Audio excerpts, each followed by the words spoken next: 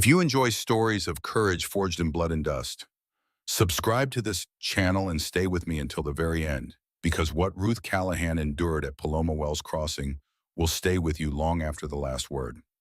Drop a comment below telling me which city you are watching from so I can see how far this story rides tonight. Now let me take you back to the Arizona Territory the summer of 1878, when a girl of 19 pressed her back against a splintered depot wall with a cracked canteen in her hand and a promise in her heart, and learned that the men circling her on the horizon weren't waiting to rescue her. They were waiting for her to break. Ruth Callahan had stopped counting the hours somewhere after the second sunset. The wind off the Dragoon foothills carried grit that tasted of iron and old bone, and it pushed under the eaves of the abandoned Paloma Wells depot like something trying to find a way in. She sat with her spine pressed against the warped pine boards, her knees drawn up beneath the dust-stained hem of her traveling dress, and her right hand wrapped around a tin canteen that held perhaps 2 swallows of water if she was careful. If she was honest, maybe 1. 3 days. 72 hours since the stagecoach had set her down at this crossing and rattled away toward Tucson without looking back. 72 hours since she'd watched the driver's face when she told him she meant to wait that cautious, pitying look men wore when they thought a woman was about to learn something the hard way. "Miss," he'd said, one boot still on the footboard, "ain't nobody stopping at Paloma Wells no more. Station master lit out 2 weeks back. You sure your daddy said here?" He said here. "Then I'll pray for him." He hadn't prayed. He'd snapped the reins and left her standing in a cloud of red dust with a carpet bag, a half-eaten biscuit wrapped in waxed paper, and her father's last letter folded against her heart beneath the bodice of her dress. That had been Tuesday.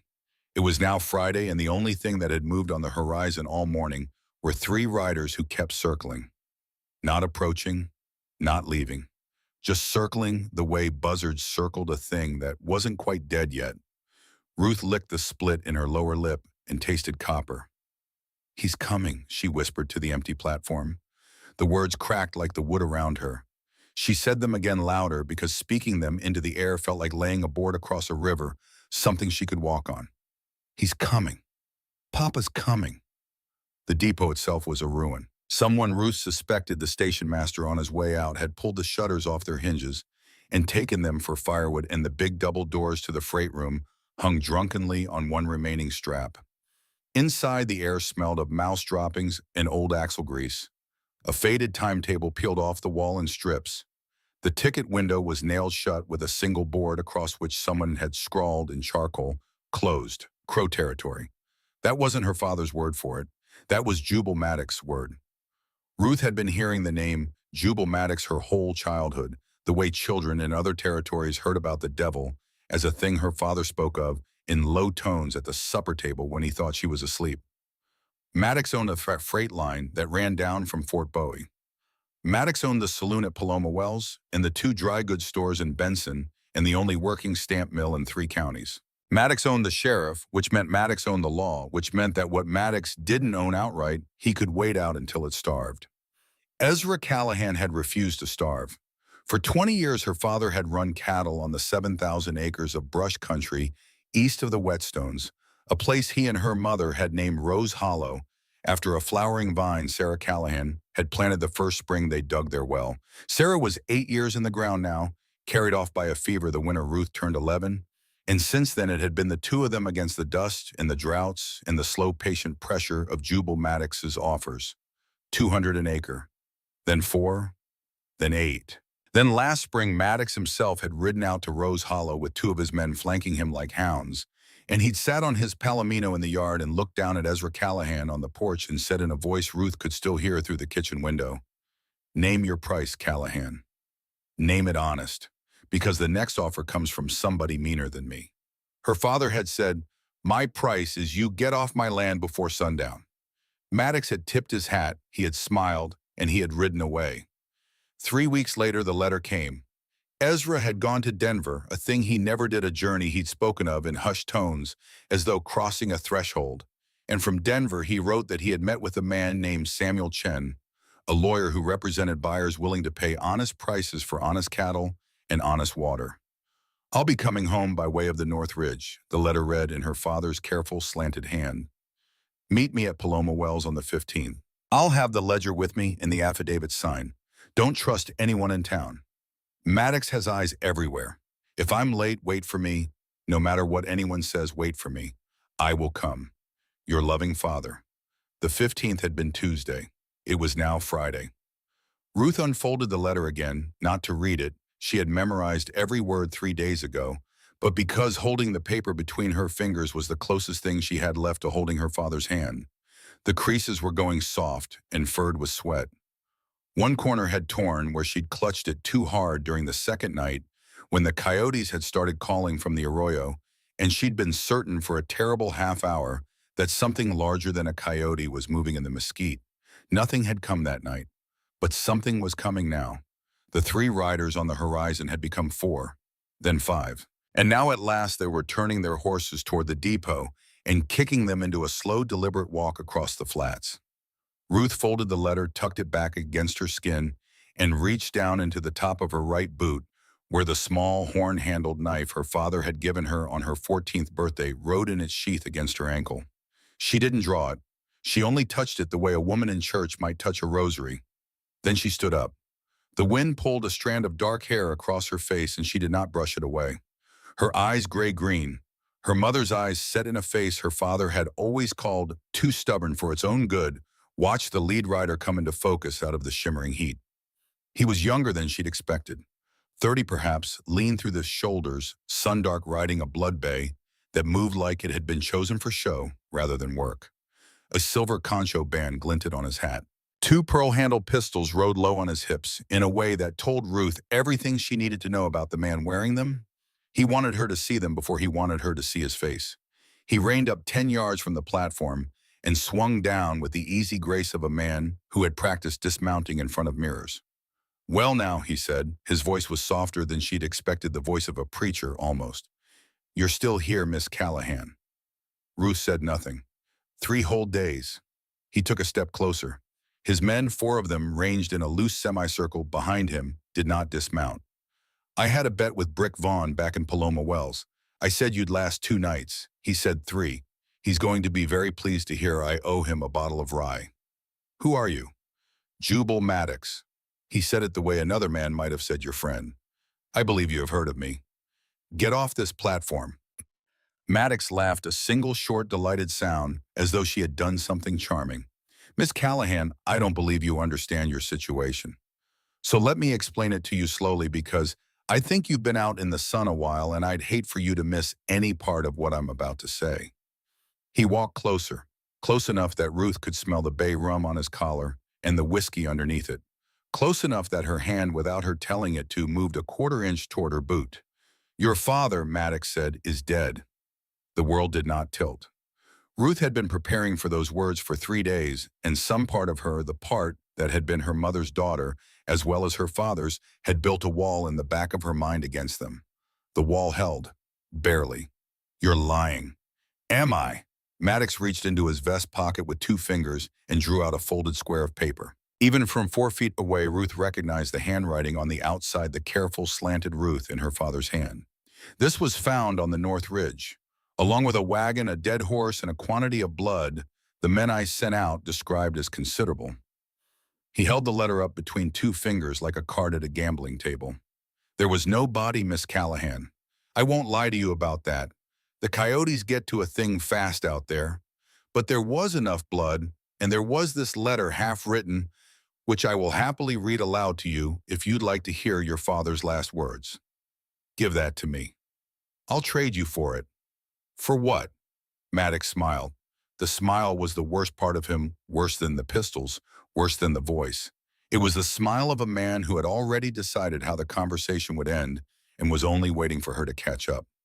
"Rose Hollow," he said, 7,000 acres. "The water rights your father was so determined to carry to Denver. Sign them over to me. I have the papers in my saddlebag drawn up by my own attorney, very clean, very legal, and I'll tell you where the ambush happened. I'll even let you ride out there with one of my men to look. Maybe your father dragged himself into a wash somewhere. Maybe he's still alive. You'll never know unless you make the trade." Ruth looked at the letter in his hand, then at his face. then past his shoulder at the four men sitting their horses in a semicircle with their carbines laid across their saddles. Something in her chest went very still. Her mother had died in the front bedroom at Rose Hollow with her hand in Ruth's hand, and her last words had been, "Don't let them scare you into small." Ruth had been 11 years old, and she had not understood then what her mother meant. She understood now. "Mr. Maddox," she said, and her voice came out steadier than she had any right to expect. "You can go to hell." The silence that followed was so complete that Ruth could hear the creak of saddle leather and the far thin cry of a hawk riding the thermals above the depot roof. Maddox's smile did not fade. It only changed from amused to something colder and more patient, like a man who had just discovered the game was going to be longer than he'd thought and was pleased about it. "All right, Miss Callahan." He tucked the letter back into his vest with great care, the way another man might tuck away a winning hand. "All right, I had hoped we might be reasonable, but I see you are going to require an education first. That's all right, I am a patient teacher." He turned and walked back to his horse, swung up, gathered the reins. "I'll be back at sundown," he said, "and tomorrow at sunrise, and tomorrow at sundown, and every sunrise and sundown after that until you understand what your situation is. You have water for perhaps another day.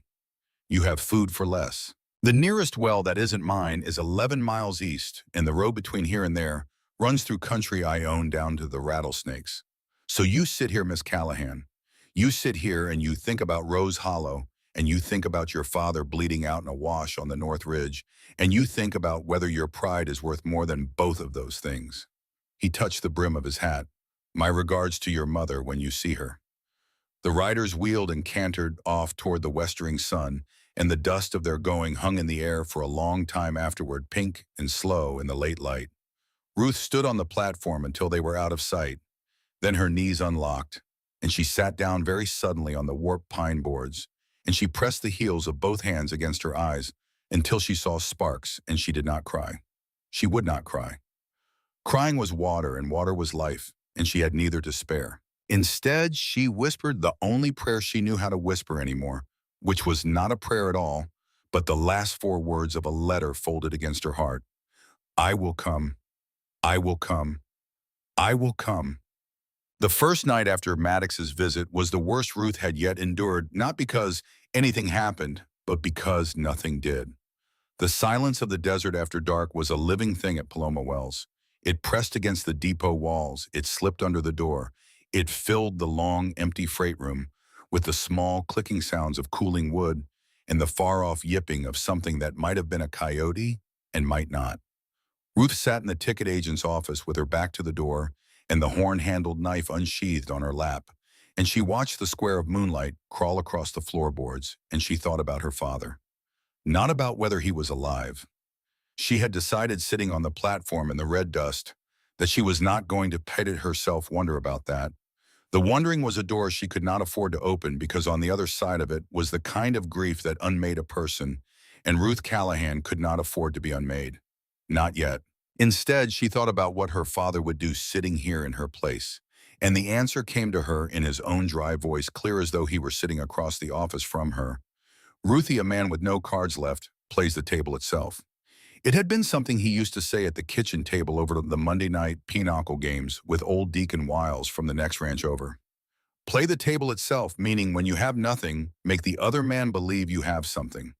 Meaning the game is not only the cards, the game is also the room. At first light, Ruth began to play the room. She started with the depot's back well. It was the first thing Maddox would come for. She knew that the way she knew the sun was going to rise. And so before he came for it, she made it useless to him herself. The well was fed by a slow seep off the hard pan, and the water in it was already brackish and low. Ruth lowered the battered tin bucket and drew up 3 inches of it and poured it carefully into her canteen and her father's canteen in a stone crock she found on a shelf in the freight room. Then she took the broken boards from the platform, the ones the station master had left behind, and she dropped them down the well shaft one by one until the well was choked with splintered wood, and any man trying to haul water from it would bring up kindling instead. If she could not have the water, Maddox could not have the pleasure of taking it from her. She hid the 2 canteens and the crock inside the iron potbelly stove in the freight room, wedging them behind a drift of old ash. Then she walked the perimeter of the depot building, noting the two windows on the east side that did not fully close the loose board on the back wall that a small person could pry away from inside the dry wash behind the outhouse that ran north toward a stand of mesquite thick enough to hide a kneeling figure. She was not planning to run. Running was what Maddox expected, but her father had taught her when she was 12 and learning to ride fence line that the first thing a body did in strange country was learn every way out, even if they did not mean to use any of them. By the time the heat began to shimmer off the rails at mid-morning, she had a plan. It was not a good plan. It was barely a plan at all. But it had three parts, and she could hold three parts in her head, and that was enough. Part one, she would not leave the depot unless Maddox dragged her from it. Part two, she would not sign anything. Part three, if her father did not come by the fourth sundown, she would not wait for the fifth. She would take the horn-handled knife in the last canteen, and she would walk north up the dry wash toward the mesquite, and she would keep walking until something stopped her. Better to die moving than to die waiting. She was counting the rounds in her father's old Colt pocket, revolver 3, the cylinder loaded light the way he had taught her for a gun, that was going to rattle around in a carpet bag when she heard the wagon. It came from the west, creaking up the rutted freight road, out of a shimmer of heat so dense the wagon seemed at first to be floating above the ground. A single-team 2-bay mules in poor condition, pulling a canvas-topped peddler's rig with pots and a washboard hanging from the sideboards, and a wooden crate of chickens lashed to the tailgate. The driver was a man in his 50s with a sun-cooked face under a battered hat, and beside him sat a woman of about the same age in a faded calico bonnet, and the woman saw Ruth first. Ruth ran out onto the platform with her hands open and empty and her voice breaking over the first word. "Please, please, sir, I need water. I need a ride to town anywhere, please." The driver reined in the mules. For one long, shining moment, Ruth was certain he was going to help her. She saw the way his eyes took in her cracked lips and the dust on her dress, and the way her hands were shaking, and she saw something move behind his face that looked like the beginning of mercy. Then his wife leaned against his shoulder and whispered something into his ear, and the mercy in his face closed like a door. "I'm sorry, miss." He did not look at her when he said it. "I can't. Please, just water. Just a swallow." Maddox's men stopped us 6 miles back. His hands tightened on the reins until the knuckles went white. They said there was a girl at Paloma Wells, and any man who gave her so much as the sweat off his hat would answer to them at sundown. "I've got 3 grandchildren in Tombstone, miss. I've got a wife. I can't." His wife was weeping silently into the edge of her bonnet. She would not look at Ruth either.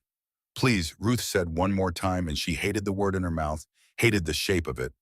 The driver slapped the reins across the mules' backs, and the wagon lurched forward, and the chickens set up a frightened clucking in the crate, and Ruth stood on the platform and watched it go, and this time when the dust settled, she did sit down.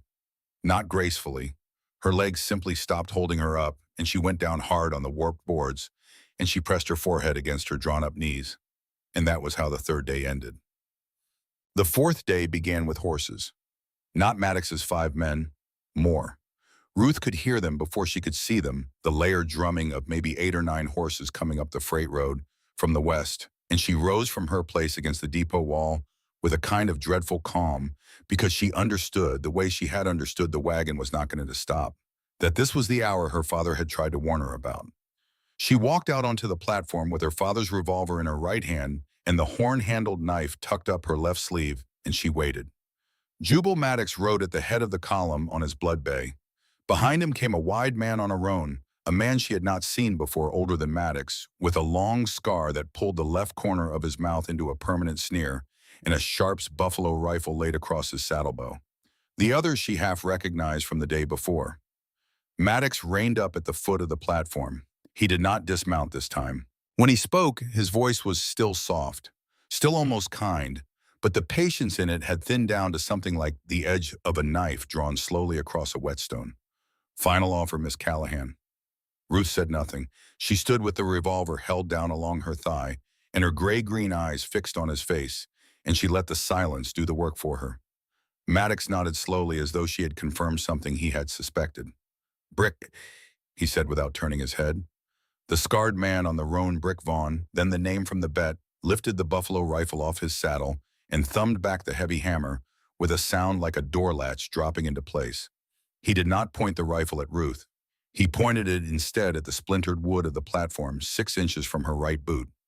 "Now, Miss Callahan," Maddox said, "I'm going to count to 10. And somewhere in that 10, you are going to take one step forward and you are going to come down off that platform and you are going to get on the horse, my man. Ortega is going to walk up to you. Or Mr. Vaughn is going to put a 50 caliber ball through your right ankle and I am going to load you onto that horse myself and you are going to make the ride to Paloma Wells with a foot that will never carry weight again. Either way, you are coming with me. The only question is whether you walk the rest of your life or you don't." "1," he said. Ruth's mouth was so dry that her tongue stuck against her teeth. "2." Somewhere 100 yards behind her in the dry wash north of the outhouse, a small stone turned under a boot heel. 3. Ruth did not turn her head. She did not dare. But the part of her that was her father's daughter, the part that had ridden fence lines since she was 12 and could hear the difference between a horse picking its way through brush and a deer doing the same thing, that part of her heard the small sound and understood it in her heart, which had been beating slow and heavy like a drum wrapped in wet cloth, suddenly began to beat very fast. Someone was behind her. Someone on foot, moving the way a man moved when he had spent years in country where moving loudly got you killed. 4, said Jubal Maddox.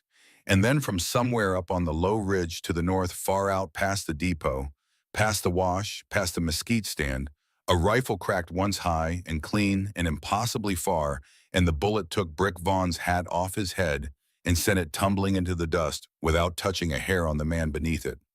Every horse in the column shied at once, and a voice carrying down across the flats on the hot morning wind, a voice that was neither loud nor hurried, but that reached the platform with perfect clarity, because the desert had gone suddenly absolutely still, to hear it called out, "Step away from the girl, Maddox.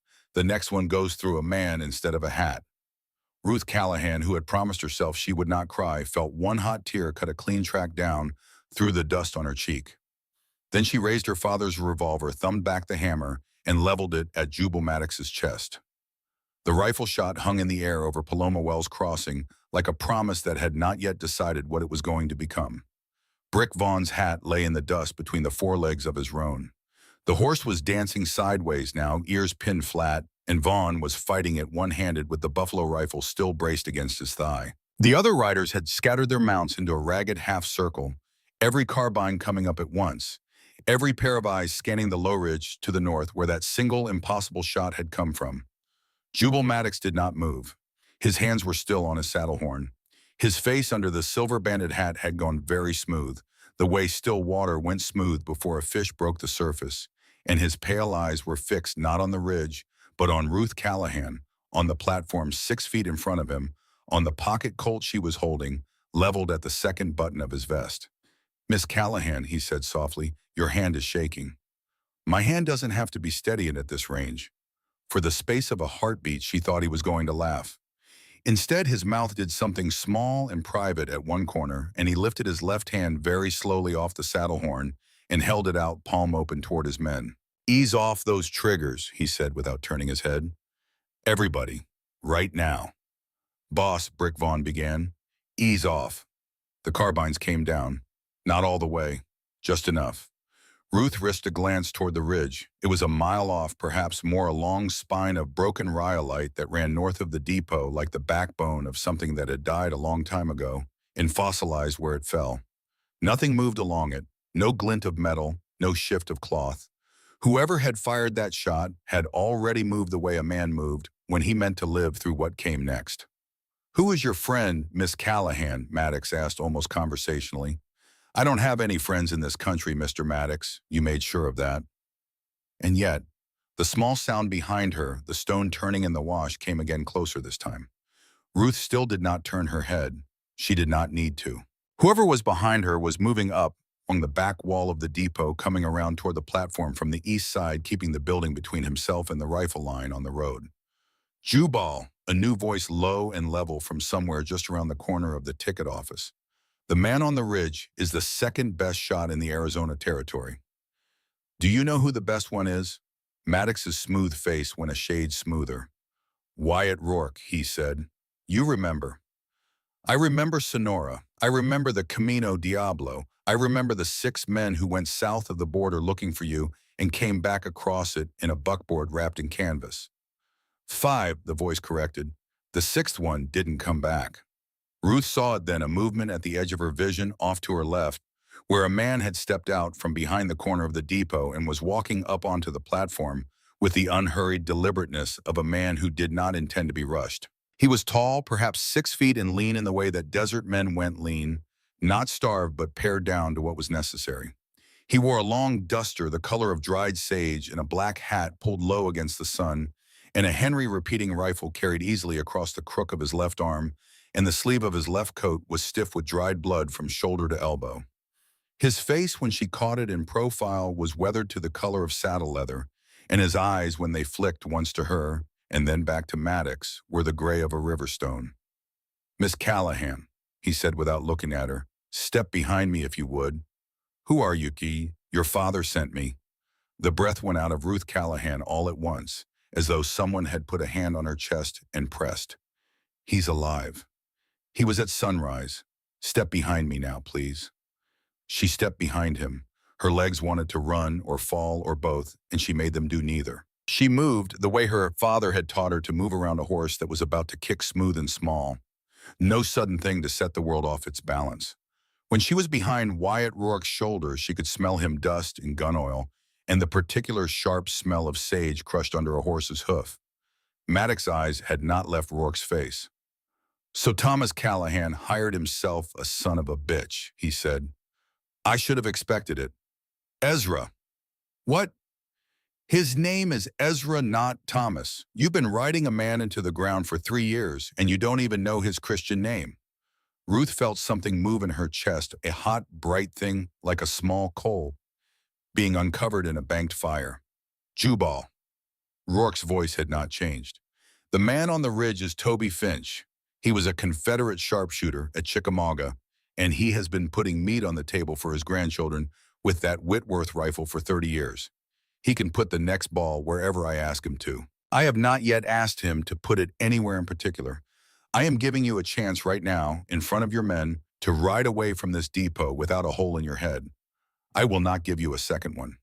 And the girl comes with me." And Rose Hollow stays Callahan land. Maddox was silent for a long moment. Ruth could see his right thumb working very slowly at the edge of the saddle horn, the only tell in an otherwise perfectly composed face. Finally, he nodded once, a small, tight motion. "All right, Rourke, all right.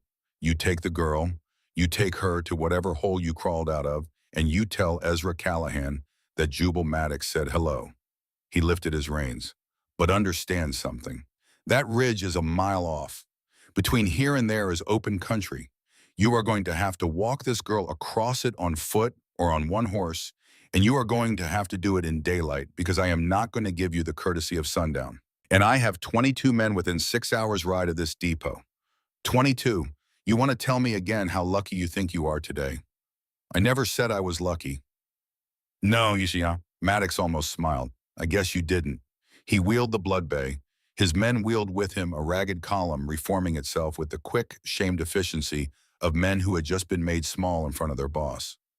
Brick Vaughan paused long enough to lean down from the roan and scoop his perforated hat out of the dust, and when he straightened his scarred face turned back toward the platform, and he looked at Wyatt Rourke with an expression Ruth would remember for the rest of her life. It was the look of a man making a list.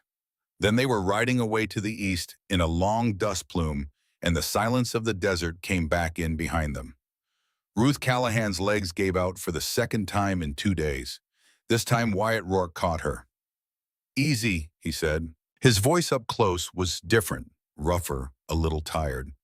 "Easy now, sit down, here, right here on the boards." He eased her down against the depot wall and went to one knee in front of her, and for the first time she saw his face clearly.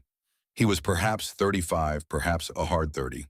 There was a fine white scar that ran from the corner of his right eye back into his hairline and another at the base of his throat where his collar had pulled open. His gray eyes this close were not Riverstone at all. They were the color of the sky at first light, and there was something in them that made her think of a man who had spent a long time alone and had not entirely gotten over it. "My father," she said, "alive. north of here about 9 miles in a box canyon off Bitter Creek. I left him with Toby Finch's grandson watching the mouth of it. He has 2 bullets in him, Miss Callahan, and a broken leg, and he has been running a fever since yesterday morning. I will not lie to you about his chances, but he was alive when the sun came up this morning and he was asking for you. Take me to him. I mean to. First you are going to drink this. He unslung a canteen from across his chest and pressed it into her hands. Ruth took one small swallow the way a person took sacrament, and then another, and the water was warm and tasted of leather, and she had never in her life tasted anything finer. Slow, Rourke said. Slower than that. You make yourself sick, and we lose an hour we don't have. The man on the ridge is climbing down now with my horse. He'll meet us a quarter-mile north of here, in the wash behind the mesquite. You know the one. I walked it yesterday morning. Just to know. Something that might have been approval moved across his face. Your father said you'd have walked it. He said, find my girl and you'll find her already knowing the country she's in. Is that why you came for me? No. Ruth waited. Wyatt Rourke looked down at his hands for a moment. Big hands scarred across the knuckles. One of them stained brown with dried blood at the base of the thumb, where he had tried to wipe it clean, and failed. When he looked back up at her, his gray eyes were very steady. 4 winters ago, he said, I was running a man down into the Huachucas, a killer name of Purvis Dell. He had murdered a freighter in the Freighters 2 boys near Galeyville for $60 and a brass compass, and I was the man the territorial marshal had sent to bring him in. Purvis Dell put a ball through my thigh in the high pass above Parker Canyon and left me for the buzzards in 3 feet of snow. I was 6 hours from dying, maybe 4. I don't remember clearly because of the fever. He paused. Your father was coming back from Tombstone with a string of horses. He had no reason to be up in that pass in that weather. He had taken the long route because his lead mare was lame and he did not trust the main road. He found me in the snow and he got down off his horse and he put me across his saddle and he walked me 11 miles down out of the Huachucas in the dark. He did not know my name. He did not know whether I was worth saving. He did it because I was a man who needed saving, and he was the man who had found me. And as far as Ezra Callahan was concerned, that was the beginning and the end of the argument. Rourke's voice had gone quiet. He paid a doctor in Tombstone $23 to save my leg. He sat beside me for 3 days until the fever broke. When I woke up the second time and asked him his name, he gave it to me, and he gave me a tin cup of beef broth, and he said, when you are ready to be on your way, Mr. Rourke, be on your way. You owe me nothing. I expect you to pay it to the next one. And then he left. He looked at her. 7 days ago, I was in Tucson when a man off the northbound stage said Ezra Callahan had been ambushed on the North Ridge above Bitter Creek, and nobody knew where the body was. I rode for the North Ridge the next hour. I found him the morning after that in a wash half a mile below where his wagon had gone over. He had crawled there with a broken leg and a ball in his side and a ball through his shoulder, and he had dragged his rifle with him the whole way because he thought the men who'd shot him were coming back. When I got him on my horse, he would not let me tend the gut wound until I promised on my hand and my name and the memory of my mother that I would ride for Paloma Wells and get his daughter. He said the 15th. He said you would be waiting because he had told you to wait. He said you would wait past reason and past water and past hope because that was the kind of girl you were. Ruth was crying now silently without any shame about it. The tears were cutting clean tracks through the red dust on her face, and she did not touch them. I am paying your father back, Miss Callahan. That is the whole of it. I am a drifter, and I am not a good man by most measures, and I have killed more people than I would care to name to a woman at a first meeting. But Ezra Callahan pulled me out of the snow when he did not have to, and I do not forget a debt like that. He stood up, held out his hand. Now we are going to walk off this platform, and we are going to go north up that wash, and we are going to meet Toby Finch and a spare horse, and we are going to rain for Bitter Creek, and we are going to do it right now because Jubal Maddox is a great many things, but stupid is not one of them, and he will have men on every trail inside of 3 hours. Can you stand? Yes. Can you ride? Yes. Then come on, Miss Callahan. Ruth, he looked at her. My name is Ruth. If we are going to die in the next 6 hours, Mr. Rourke, I would like you to calling me by my name. A faint dry thing that was almost a smile touched the corner of his mouth. Wyatt, he said, and we are not going to die in the next 6 hours. We have got your father to get to first. They went up the wash on foot at a half-crouch, Rourke in front, and Ruth 2 steps behind, and the mesquite closed over them after the first 50 yards, and the depot disappeared behind a shoulder of red clay. The wash bed was soft sand the color of old brick, and it grabbed at Ruth's boots and pulled at her skirt, and by the time they had gone a quarter mile, she was lightheaded enough that the edges of her vision had started to gray. Rourke did not let her stop. He reached back once without looking and took her wrist in his rough hand and simply pulled her along with him. And she thought, he is keeping the promise. Right now walking. He is keeping it. Toby Finch was waiting for them in a hollow behind a clump of cat-claw acacia where 3 horses stood cropping at the sparse grass. He was a long, thin old man with hair the color of iron filings and a Whitworth rifle across his back, and a face seamed with the kind of lines a man earned by squinting into a lot of suns over a lot of years. When he saw Ruth, he took off his sweat-stained hat and held it against his chest like a man meeting a schoolteacher. "Miss Callahan, I rode with your daddy's regiment in '63. He pulled me off a fence rail at Stone's River when I had a mini-A ball through the hip and nobody else would touch me for the blood. Your daddy doesn't know it was me he saved. I never told him. I figured I'd tell him today."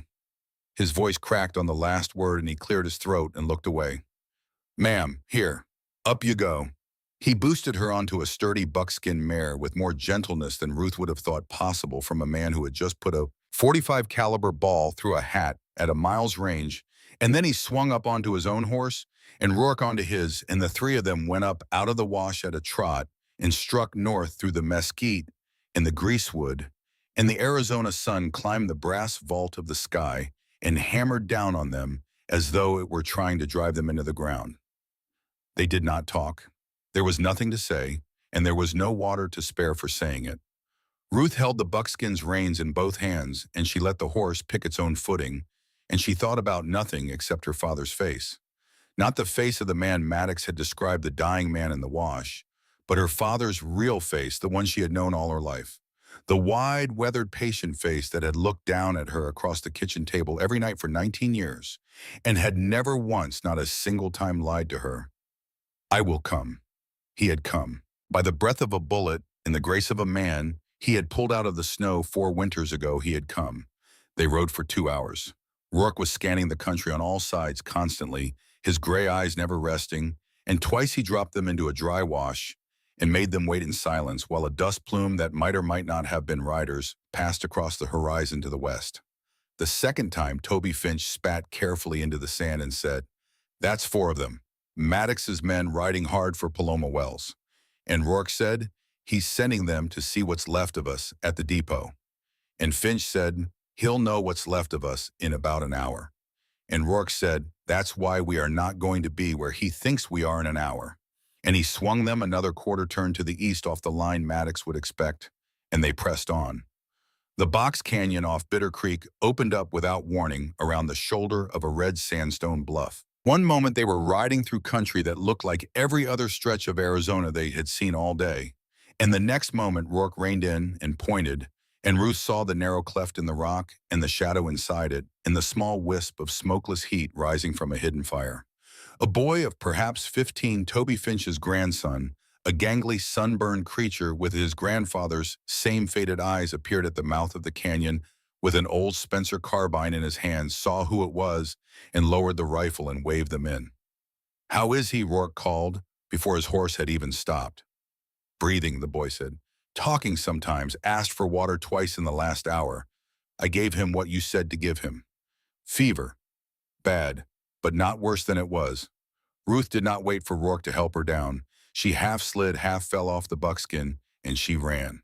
Her boots skidded on the loose shale at the canyon mouth, and she caught herself on the sandstone wall, and she ran down the narrow slot of cool shadow between the walls, and when she rounded the final turn and saw the small fire in the bedroll and the man lying on it under a folded duster, she made a sound she had not made since she was 8 years old and had come home to find her father standing in the kitchen after 3 days missing in a blizzard.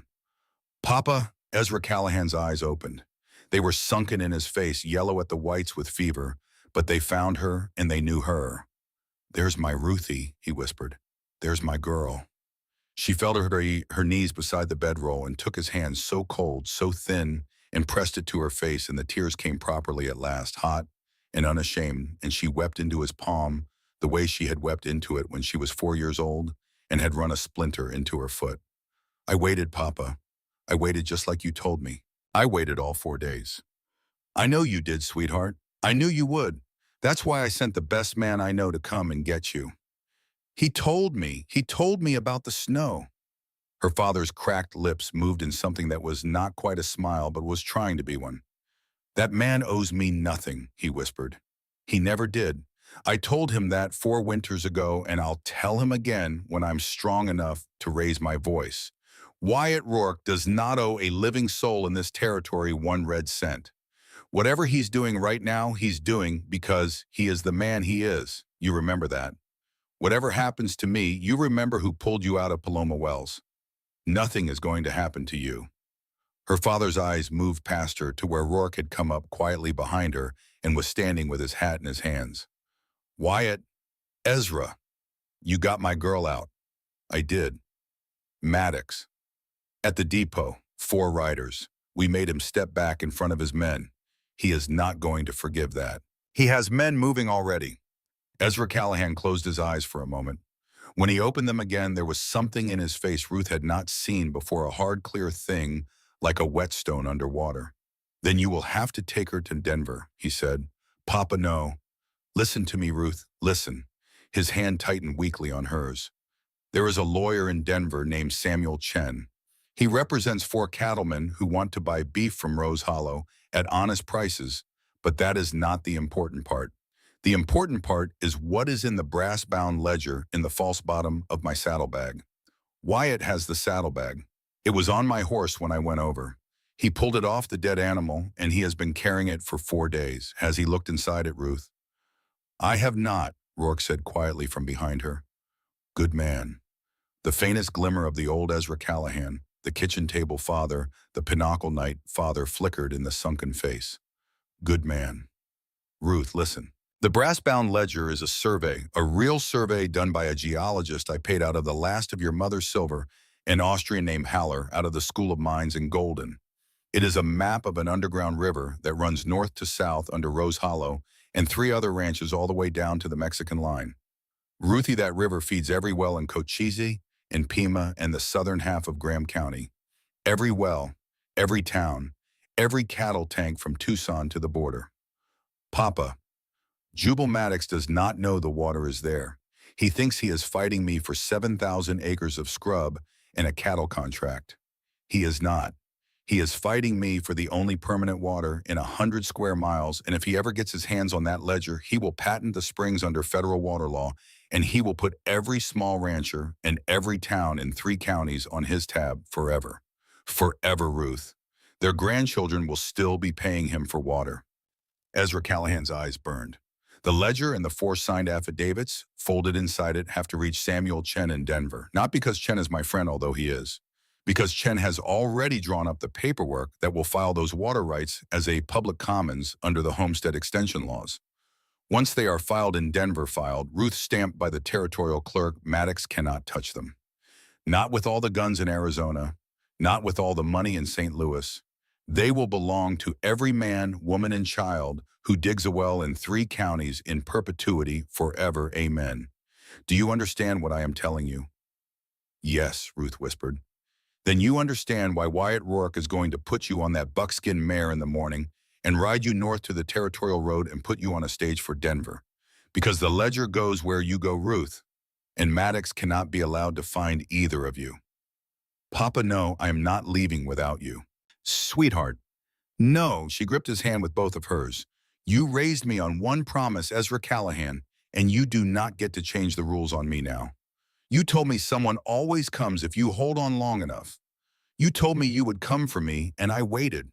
I waited 4 days. You do not get to send me away from you now and call it the same promise." Her father looked at her for a long moment. His yellowed eyes were wet. "My girl," he whispered. We go to Denver together. All of us. I will not hear any other plan. Wyatt Rourke cleared his throat. Ezra, he said, she is not going to leave you. I can tell you that for certain, because I watched her stand on a depot platform this morning with a 3-shot revolver and stare Jubal Maddox in the face, and a woman who will do that is not a woman who will get on a stage alone. We are going to have to get you to Denver with her. I do not know how yet, but we are.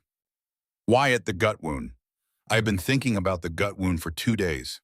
There is a Mexican curandera in a village called Los Alamos, about 20 miles east of here, who pulled a mescalero arrow out of my shoulder in '69 and had me back on a horse in 4 days.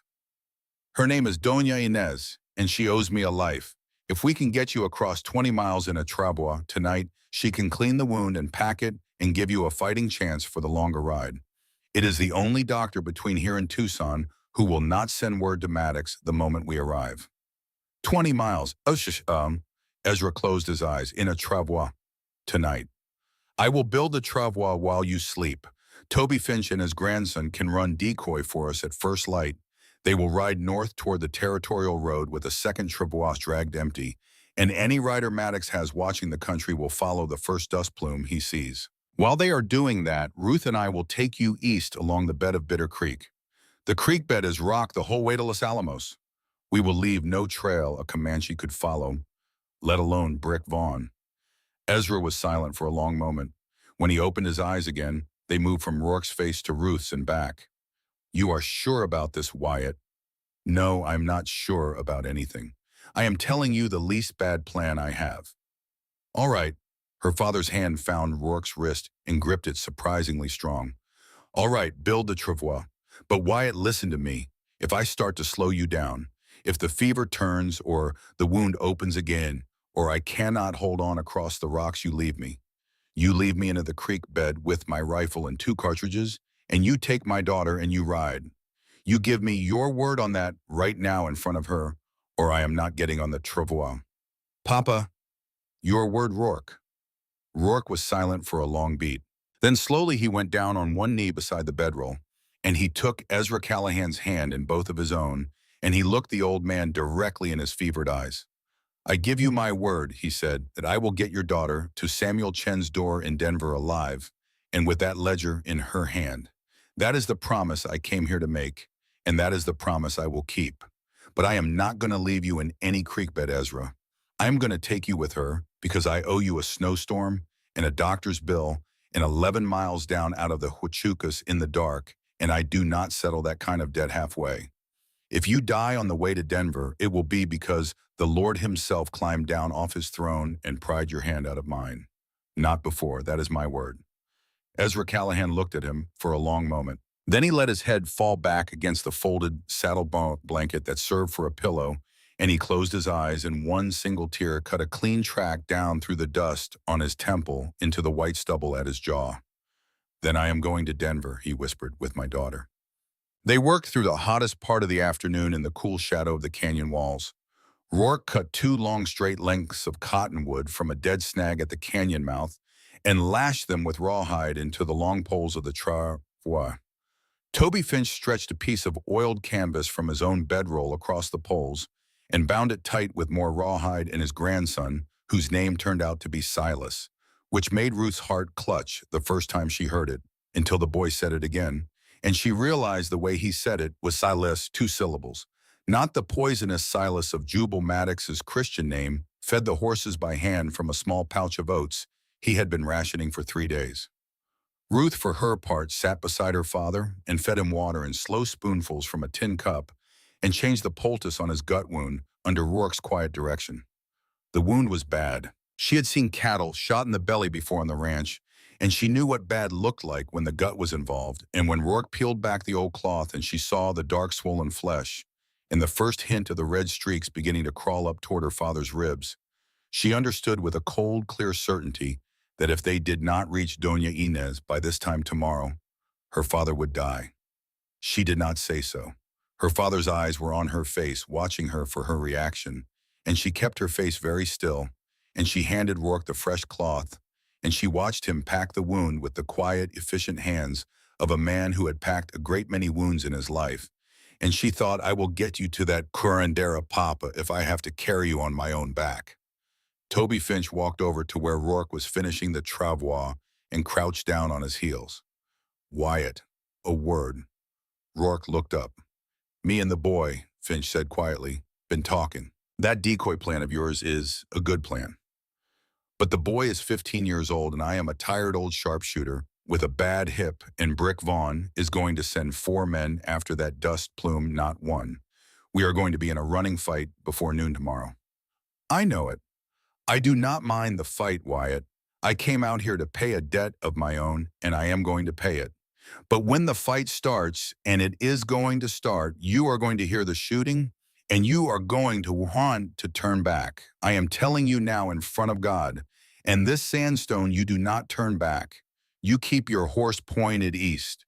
You get that girl and her daddy to the curandera. You leave the fight to me and the Whitworth. I put a man down at 1,000 yards in 63, and I can put a man down at 800 yards today. 4 of Maddox's drunks are not going to ride me down before I thin them out. Rourke was quiet for a long moment. Toby, he said finally, I will not argue with you because I know your face and I have seen that face on 4 men in my life, and every one of them meant what they were saying. But I want you to listen to me now. If you and the boy can break contact after the first volley and ride clear, if there is any way at all, you ride. You ride east toward Los Alamos and you meet us at the curanderas. I am telling you that not because I think you cannot hold them. I am telling you because Ezra Callahan is lying on that bedroll 30 feet away, and he is the reason any of us are in this canyon tonight, and I do not want to have to tell him tomorrow that one of the men who came out here to save his daughter did not make it off the ridge. Do you hear me, old man? Toby Finch's weathered face did something complicated. Then he nodded once and reached out and gripped Rourke's shoulder with a hand like a piece of knotted hickory. I hear you, Wyatt. I will break off if I can.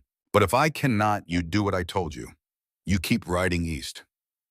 Yes, sir. The sun slid down the western wall of the canyon and turned everything the color of a copper kettle, and then the first stars began to prick out above the narrow strip of sky, and the desert began to cool. Rourke finished the travois by firelight. Ruth watched him work the sure, spare motions of his hands, the way he tested every lashing twice, the way he stopped once and went back and retied a knot that had looked perfectly fine to her because he had felt somehow that it was not quite tight enough, and she thought about what her father had said. Wyatt Rourke does not owe a living soul in this territory 1 red cent. And she thought about the blood crusted on his left sleeve from shoulder to elbow, the wound he had not once mentioned and had not once let her look at, and she thought about the fact that he had ridden 2 days with that wound to find a man who had pulled him out of a snowstorm 4 winters ago, and she felt something turn over inside her chest that she did not have a name for yet. At full dark, Rourke knelt beside her father one more time and said very gently, Ezra, it is time. This is going to be the worst thing you have gone through yet, and I am not going to pretend otherwise. I am going to give you a leather strap to bite on and a pull of the whiskey Toby brought, and then we are going to lift you onto the travois, and you are going to hold on, and we are going to move. All right, Wyatt. They lifted him. Ezra Callahan made no sound, but his whole body went rigid as a plank, and the veins stood out in his temples like blue wires. Ruth held his hand the whole time, and she whispered, I'm here, Papa. I'm here. I'm right here. And when at last he was strapped onto the canvas of the travois with his broken legs splinted and his blood-soaked bandages packed, and his face the color of old paper, she bent down and pressed her forehead to his, and she did not move until he had begun to breathe again in the slow, careful rhythm of a man who had decided to live another hour, and then another hour, and then another.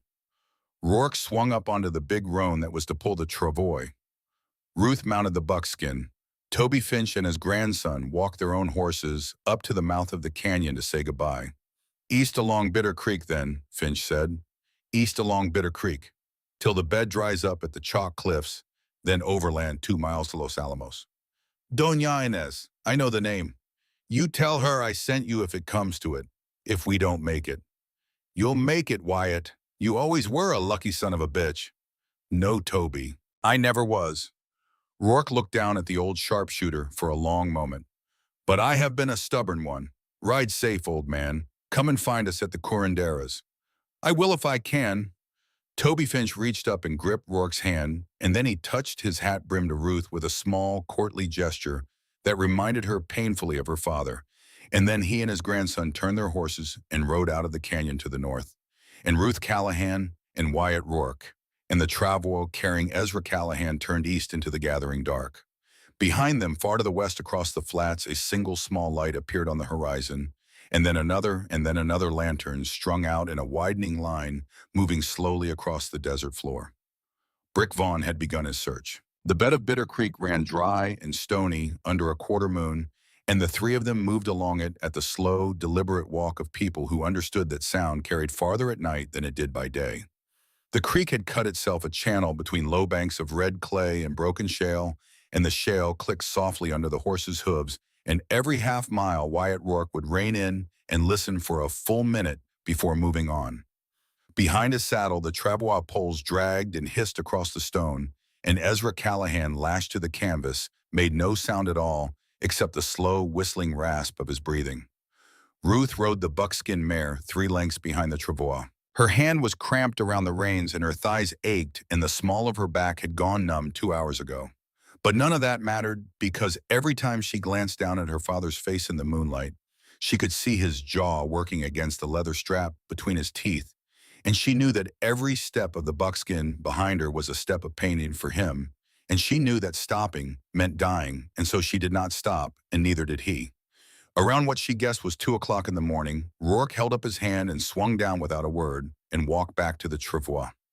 He went to one knee in the creek bed and put his palm gently against Ezra's forehead and then against the pulse in the old man's throat, and then he reached into his coat for a small, corked flask Toby Finch had given him, and he wet the corner of a cloth with 2 drops of whiskey and touched it to Ezra's cracked lips. "Drink, old man, just the wet of it. Don't swallow if it hurts." Ezra's eyes fluttered open. "Wyatt, I'm here."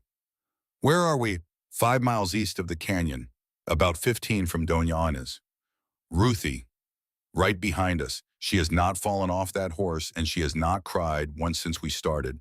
She is your daughter Ezra, top to bottom." The corner of Ezra Callahan's mouth moved. It might have been a smile. "Listen to me, Wyatt. Lean close." Rourke leaned close. Ruth nudged the buckskin up until she could just hear them over the small desert sounds. "The ledger," her father whispered. "The saddlebag. You have carried it 4 days and you have not looked. I am telling you now to look." "Ezra, that is not my—" "Look, Wyatt, because if I die between here and the Curandera, you are going to be the man who knows what is in it. Ruth is 19 years old and she is brave enough to walk into the fire, but she does not yet know how the fire is built. You do. You have been around men like Jubal Maddox your whole life, and you know how they think. So you look at the ledger tonight when we stop to rest the horses, and you read the affidavits, and you understand what you are carrying. Because if Maddox catches us on the road to Denver, and only one of the three of us walks away from it, I want the one who walks away to be the one who knows what the ledger is and what to do with it. Do you understand me?" Rourke was silent for a long moment. Then he nodded. "I will read it tonight." "Good. Ezra." One more thing. Ezra's hand came up off the canvas and caught Rourke by the wrist with more strength than Ruth had thought he had left. "My girl, if it comes down to the ledger, or my girl, if you are ever standing at a fork in the road and one way goes to Denver with a piece of paper and the other way goes away from Denver with my daughter alive, you take the road with my daughter. You burn the ledger if you have to. You drop it in a creek. Let the water rights go. Let Maddox win the water. I do not care. Do you understand what I am telling you, Wyatt Rourke?" "I understand." "Say it back to me." "Ruth before the ledger, always. No matter what I told you on the canyon floor this afternoon, Ruth before the paper. That is my word, and that is yours now." Ezra's grip loosened. His eyes slid closed. "All right, drive on, Wyatt. Drive on, the night is burning." Rourke stood up. He did not look at Ruth as he walked back to his horse, but as he swung up into the saddle, he said very quietly, "Your father is a better man than any man I have ever known, Ruth Callahan. Do you understand that?" "I do." "I wanted you to hear him say that because I am not sure he will have strength to say it again before the Curandera, and it was the most important thing a father has ever said in my hearing." they moved on. The chalk cliffs rose out of the dark at the hour before dawn, white ghosts against a sky that had not yet begun to turn. Rourke pulled up at the foot of them, where the creek bed petered out into soft sand, and he slid down off the roan and tied the animal to a dead mesquite and walked the travois around by hand to a small hollow in the base of the cliff where the wind had carved an overhang deep enough to hide all three of them and the horses from anyone riding the flats to the west. "We rest 1 hour," he said. "The horses need it. Your father needs it. You need it." "You need it," Ruth said. He looked at her, then really looked at her the way he had not quite done since the platform at Paloma Wells. His gray eyes in the starlight were very steady. "I will rest when we reach the curandera. Not before." "Your arm. What about it?" "It is bleeding again. It has been bleeding for the last hour. I can see the dark stains spreading along your cuff every time the moon comes out. I am not a fool, Wyatt Rourke, and I am not a child, and I am not going to sit in this hollow for 1 hour pretending I cannot see that you are bleeding to death on the saddle of your horse to save my father's life. Take off that coat and let me look at it." He did not move. "Take it off, Wyatt, or I will take it off for you, and I have 4 brothers in Cochise County. I never had, so I have never had to practice being gentle about anything. Sit down on that rock." For a long moment, she thought he was going to refuse. Then slowly, like a man bending under a weight he had been carrying too long to notice, he sat down on the flat limestone shelf at the base of the overhang, and he unbuttoned the long, dust-colored duster with his right hand. His left, she saw now, was barely working, and he slid it off his shoulders. Ruth drew a small, sharp breath. The left sleeve of his shirt was black from the shoulder to the wrist. The cloth had gone stiff where the blood had dried in layers, and wet where the newest seeping had not yet crusted, and when she gently took his wrist and turned his arm toward the starlight, she could see that the ball had gone through the meat of his upper arm, about 2 inches below the shoulder joint. Through and through, thank whatever mercy there was in the desert not lodged. But the wound had not been cleaned since he had taken it, and the edges were angry, and the flesh around them was starting to go the dull, hot red that Ruth had seen on calves dying of blood poisoning. "When did you take this?" "At Paloma Wells. Day before I came for you. I was scouting Maddox's men, and I got closer than I should have. One of them was faster than I expected." "Day before you came for me." "Yes." "Wyatt Rourke, you rode 2 days across the Arizona desert with a bullet hole through your arm, and you came up onto that depot platform this morning without limping once and without so much as mentioning it to me. And then you walked me off the platform, and you walked me up a dry wash, and you lifted my father onto a travois, and you have been hauling him east for 6 hours, and you have not said one word. Is that what you are telling me?" "Ruth, answer the question." "Yes." She put her face in her hands for 3 breaths. Then she lifted it, and she said in a voice so calm and so level that she did not recognize it as her own, "All right, you are going to sit on that rock, and you are not going to move. I am going to heat the blade of the horn-handled knife my father gave me in the fire I'm about to build. And I am going to clean that wound, and I am going to sear it. Because in about 6 more hours, the red streaks are going to reach your heart, Wyatt, and then you are going to die, and I am not going to let you die on me after what you did at that depot. I am simply not going to allow it. Do you understand me? There isn't time for a fire, Maddox. One small fire, 1 hour. You told me yourself 1 hour. Under this overhang, the smoke will go straight up and diffuse against the cliff face before it is 50 feet above the rim, and no man on the flats will see it. I watched you ride. I know this country well enough now to know that is true. Do not argue with me, Wyatt. I am not in the mood to be argued with." Something that was almost a smile moved across his face. "No, ma'am." She built the fire very small and very hot using dry creosote twigs the size of her little finger, and she nursed it into a bed of white coals the size of a dinner plate, and no larger. She heated the blade of her father's knife until the edge of it glowed faintly red in the pre-dawn dark. Then she stripped the shirt sleeve away from Rourke's arm with the same knife, and she poured a careful measure of Toby Finch's whiskey over the wound. Rourke's whole body went rigid, and a sound came through his clenched teeth that was not a word in any language. And then she pressed the hot blade to the ragged entry hole on the front of his arm and held it there while she counted slowly to 6, and then to the exit hole on the back while she counted to 6 again. Wyatt Rourke did not scream. He bit down on a strip of leather she had put between his teeth, and his face went the color of candle wax, and he did not scream. But at the end of the second count, when she pulled the knife away and he was able to breathe again, he looked up at her with his gray eyes full of tears he was not ashamed of, and he said very softly, "Your father taught you how to do that." "Yes." "He taught you well." "He taught me on a 3-year-old steer that had torn its shoulder on a barbed wire fence. I was 12. I cried for an hour afterwards because the steer bellowed so loud. My father said, 'Ruthie, a thing that is worth doing even when you cry.'" "I never met your father before 4 winters ago," Rourke said, "but I believe I have been meeting him my whole life. He has been the ghost of the man I wanted to be since I was 18 years old." Ruth bound his arm in fresh strips torn from her own petticoat. There was no other clean cloth between them, and she tied the bandage off with a neat sailor's knot her father had taught her, and then she sat back on her heels and looked at the man in the dying firelight, and she said, "Wyatt, you asked me to call you Wyatt. I have been calling you Mr. Rourke in my head for most of the night because I was not sure I had the right to the other. But I am going to say something to you now, and I want to say it by your name. Go on.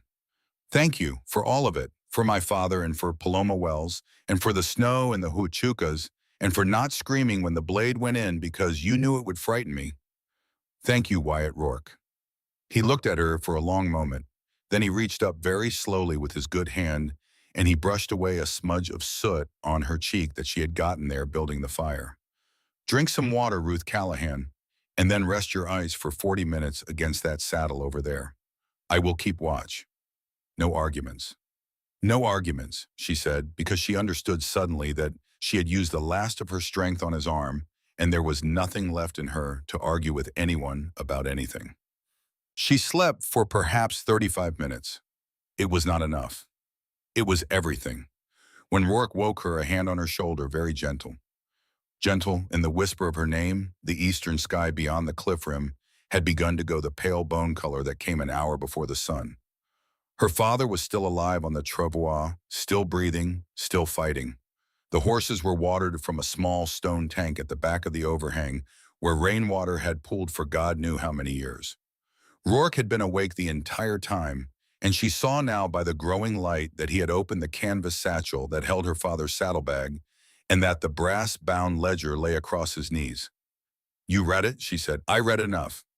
And he closed the ledger and laid his hand flat on the brass binding for a long moment before he answered her. "Your father is not wrong about what is in it." The Austrian was thorough.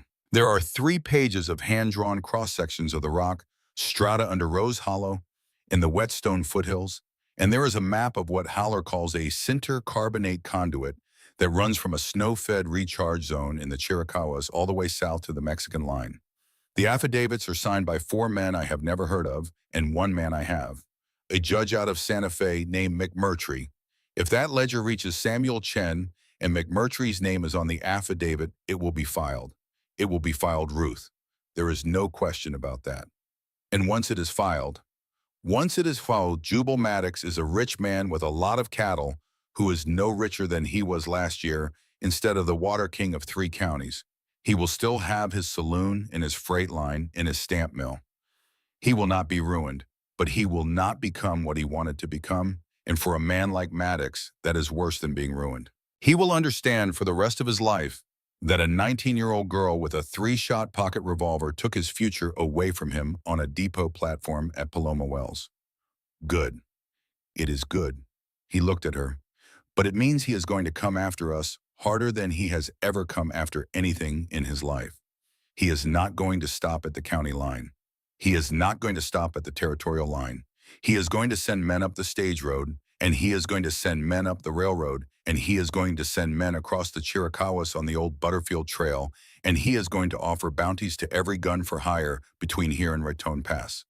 We are going to spend the next 2 weeks being hunted by the best men money can buy in the Southwest. Do you understand that I understand? And you still want to do this? Wyatt Rourke. She reached out and laid her hand flat on the brass ledger where his had been. My father has been building toward this for 3 years. My mother Silver bought the Austrian survey. Every small rancher between the Chiricahuas and the Whetstones is going to drink from that river for the next 100 years because of what is in this book. I waited 4 days at Paloma Wells for a man who had promised me he would come, and he came. Now I am going to carry a brass-bound book to a lawyer in Denver because I promised my father in a canyon off Bitter Creek last night that I would. And nobody, not Jubal Maddox and not Brick Vaughn, and not every gun for hire in the New Mexico territory is going to stop me. Is that plain enough for you? A slow, tired, real smile touched Wyatt Rourke's mouth for the first time since she had met him. That is plain enough for me, Ruth. Good. Then let us get on the horses and get my father to Los Alamos before the sun climbs any higher. They rode out of the overhang at full dawn. The 2 miles of open country between the chalk cliffs and the village of Los Alamos were the longest 2 miles of Ruth Callahan's life. There was no cover. The sun rose behind them and threw their 3 long shadows out across the hard pan ahead, and Ruth kept twisting in the saddle to look west, expecting at every turn to see a dust plume on the horizon. There was none. Whether that was because Toby Finch had done his work, or because Brick Vaughn had chosen to hunt them on a different road, she did not know. The village, when it finally rose out of the heat shimmer, was smaller than she had expected. 8 or 9 adobe houses, the color of the earth, they stood on a squat chapel with a bell that hung crooked in its frame, a stone corral with 3 goats in it, a well-curbed and weathered mesquite. Chickens scattered as they rode in. An old woman at a loom on a shaded porch looked up without expression, saw Rourke, and laid down her shuttle and stood. Wyatt Rourke, Doña Inez. She was perhaps 60, perhaps 70. Impossible to tell. Her face was the color and the consistency of a walnut shell, and her hair was a long iron braid over her shoulder, and her dark eyes under their white brows were as clear as a girl's. She wore a black rebozo over a gray shirt, and her hands as she stepped down from the porch were the hands of a woman who had been doing hard work all her life and had no intention of stopping. You have brought me a dying man. Yes. On a travois. Yes. And a dying woman. Ruth flinched. I am not dying. You are not dying today, child. But you have not slept in 4 nights, and you have not eaten in 2 days, and your lips are split, and there is blood in the corner of your right eye that you have not noticed because you have been too afraid to notice. Get off that horse before you fall off of it. Juanita, a young woman, appeared in the doorway of the adobe. Doña Inez spoke rapid Spanish at her, and she disappeared, and came back a moment later with a clay jug of water and a stone cup, and she brought the cup to Ruth first and made her drink, and then she helped Ruth down from the buckskin with small, strong hands, and then the 2 women together went to the travois. Doña Inez laid one brown hand on Ezra Callahan's forehead and closed her eyes for perhaps 5 seconds. When she opened them, she looked at Rourke. Wyatt, this is a good man. Yes, Madre. I can feel that in his fever. Some men, when they fever, the heat of them is ugly.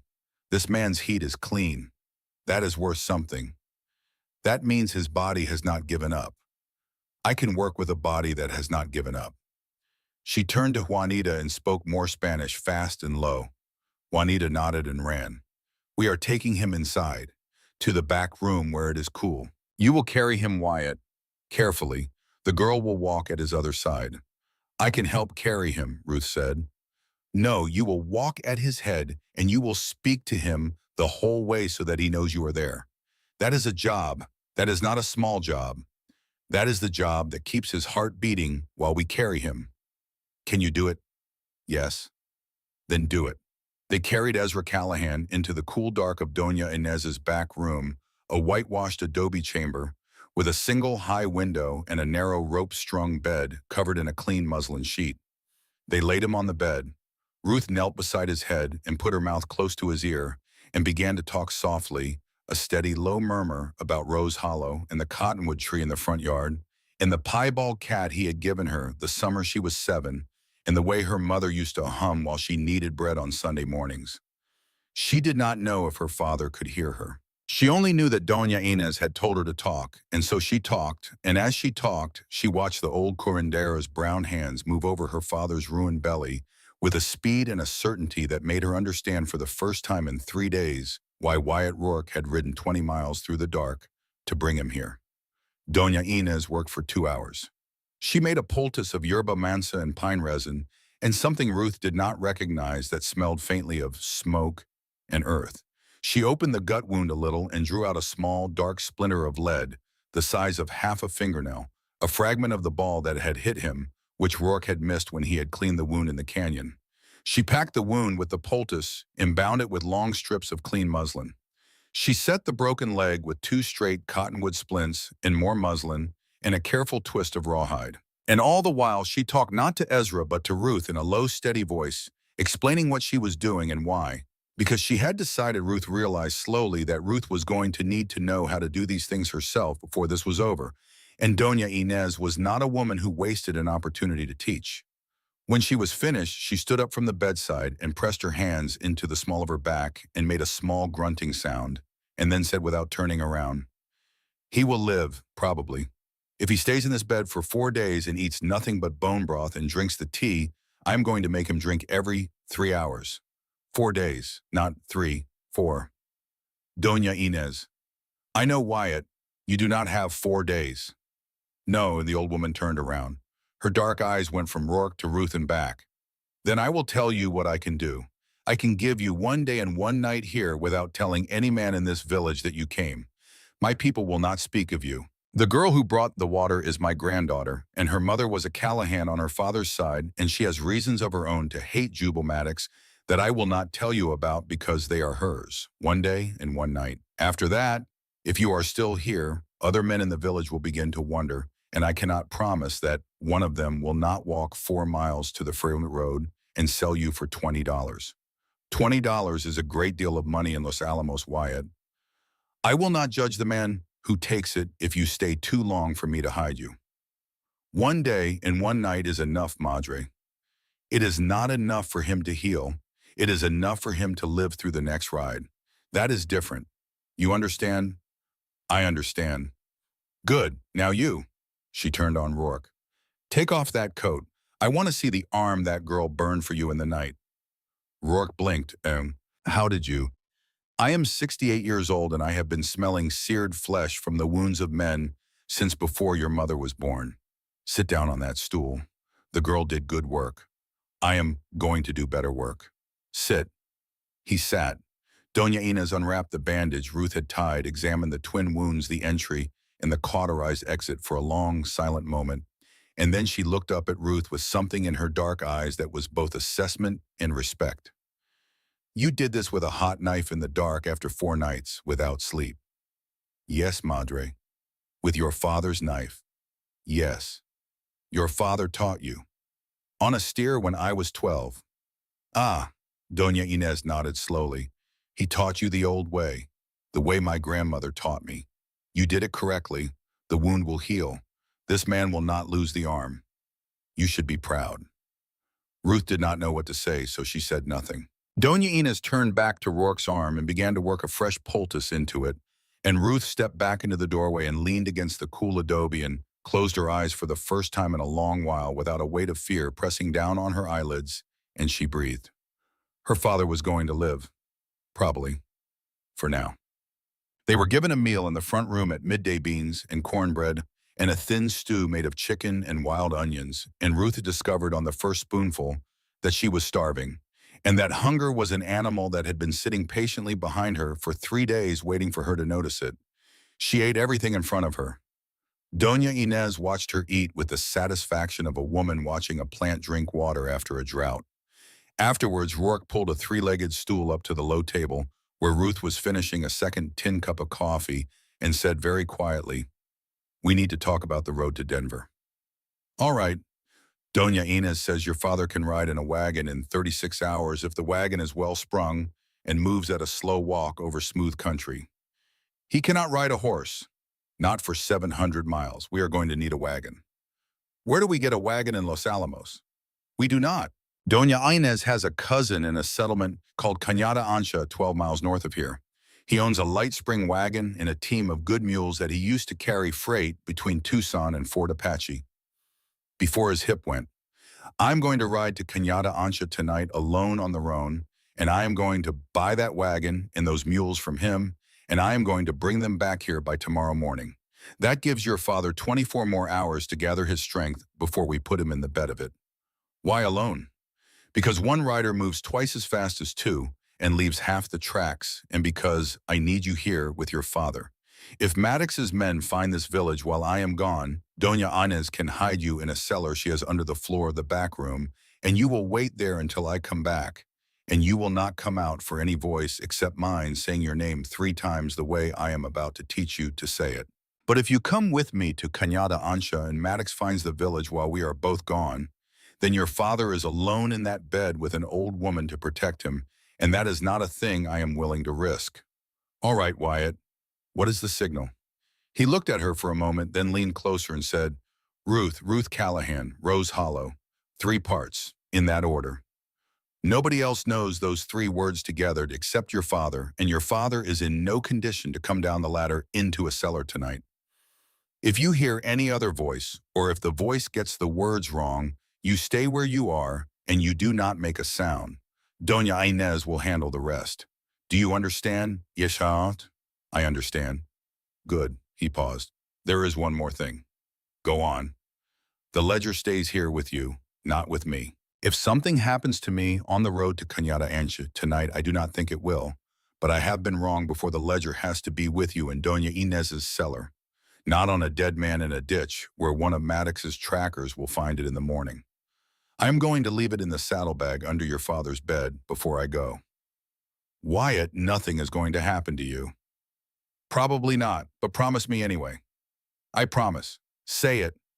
The ledger stays with me, under my father's bed in the back room of Doña Inez's house. I promise, Wyatt Rourke. He nodded, satisfied. Then he reached across the table and in a gesture that surprised them both, laid his big scarred hand briefly over hers, where it rested on the table beside her cup. I will be back before dawn, Ruth. I know. He stood up and went to saddle the roan. She watched him ride out of the village at the hour when the shadows of the cottonwoods had begun to lengthen toward the east. He did not look back. She understood that he did not look back because looking back was a thing a man did when he expected not to return, and Wyatt Rourke was not going to let that thought into the room between them. She stood in the doorway of the adobe and watched the roan crest the small rise north of the chapel and then disappear down the far side, and she stood there for perhaps a full minute after he was gone, and then she turned and went back inside to sit with her father. Ezra was awake. His eyes, when they found her, were clearer than they had been in 2 days.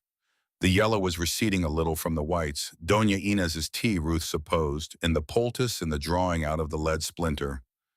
Ruthie, Papa, where's Wyatt? Gone to Cañada Ancha to buy a wagon. He will be back before dawn. Alone. Alone. Ezra closed his eyes for a moment. He is a careful man, Wyatt. He will make it there and back. Do not sit here all night worrying about it. Come and hold my hand and tell me about the 4 days at Paloma Wells. Tell me everything. I want to hear every hour of it. I have been trying to imagine it for 4 nights now, and I cannot get it right because I do not know how it felt to you. Papa, it does not matter now. You are safe. It matters, Ruth. It matters because I sent you there. I wrote the letter that told you to wait, and I made you stand in the sun for 4 days on the strength of one line I wrote at the kitchen table, and every step of that 4 days I want to hear about. Not to punish myself, to know you better. You went into that depot a girl, and you came out of it a woman, and I was not there for the crossing, and I will not get another chance to know what the crossing felt like unless you tell me right now. So tell me. Ruth took her father's thin, cold hand in both of hers, and she kissed the knuckles of it, and then she began very quietly to tell him about the first night when the coyotes had yipped in the arroyo, and she had been sure something larger was moving in the mesquite, about the wagon of the peddler and his wife, who had not stopped, about the way she had choked the well with splintered boards, because if she could not have the water, then neither could Maddox, about her mother's last words in the front bedroom at Rose Hollow. Don't let them scare you into small, and how they had come back to her on the platform when Jubal Maddox had offered her the trade.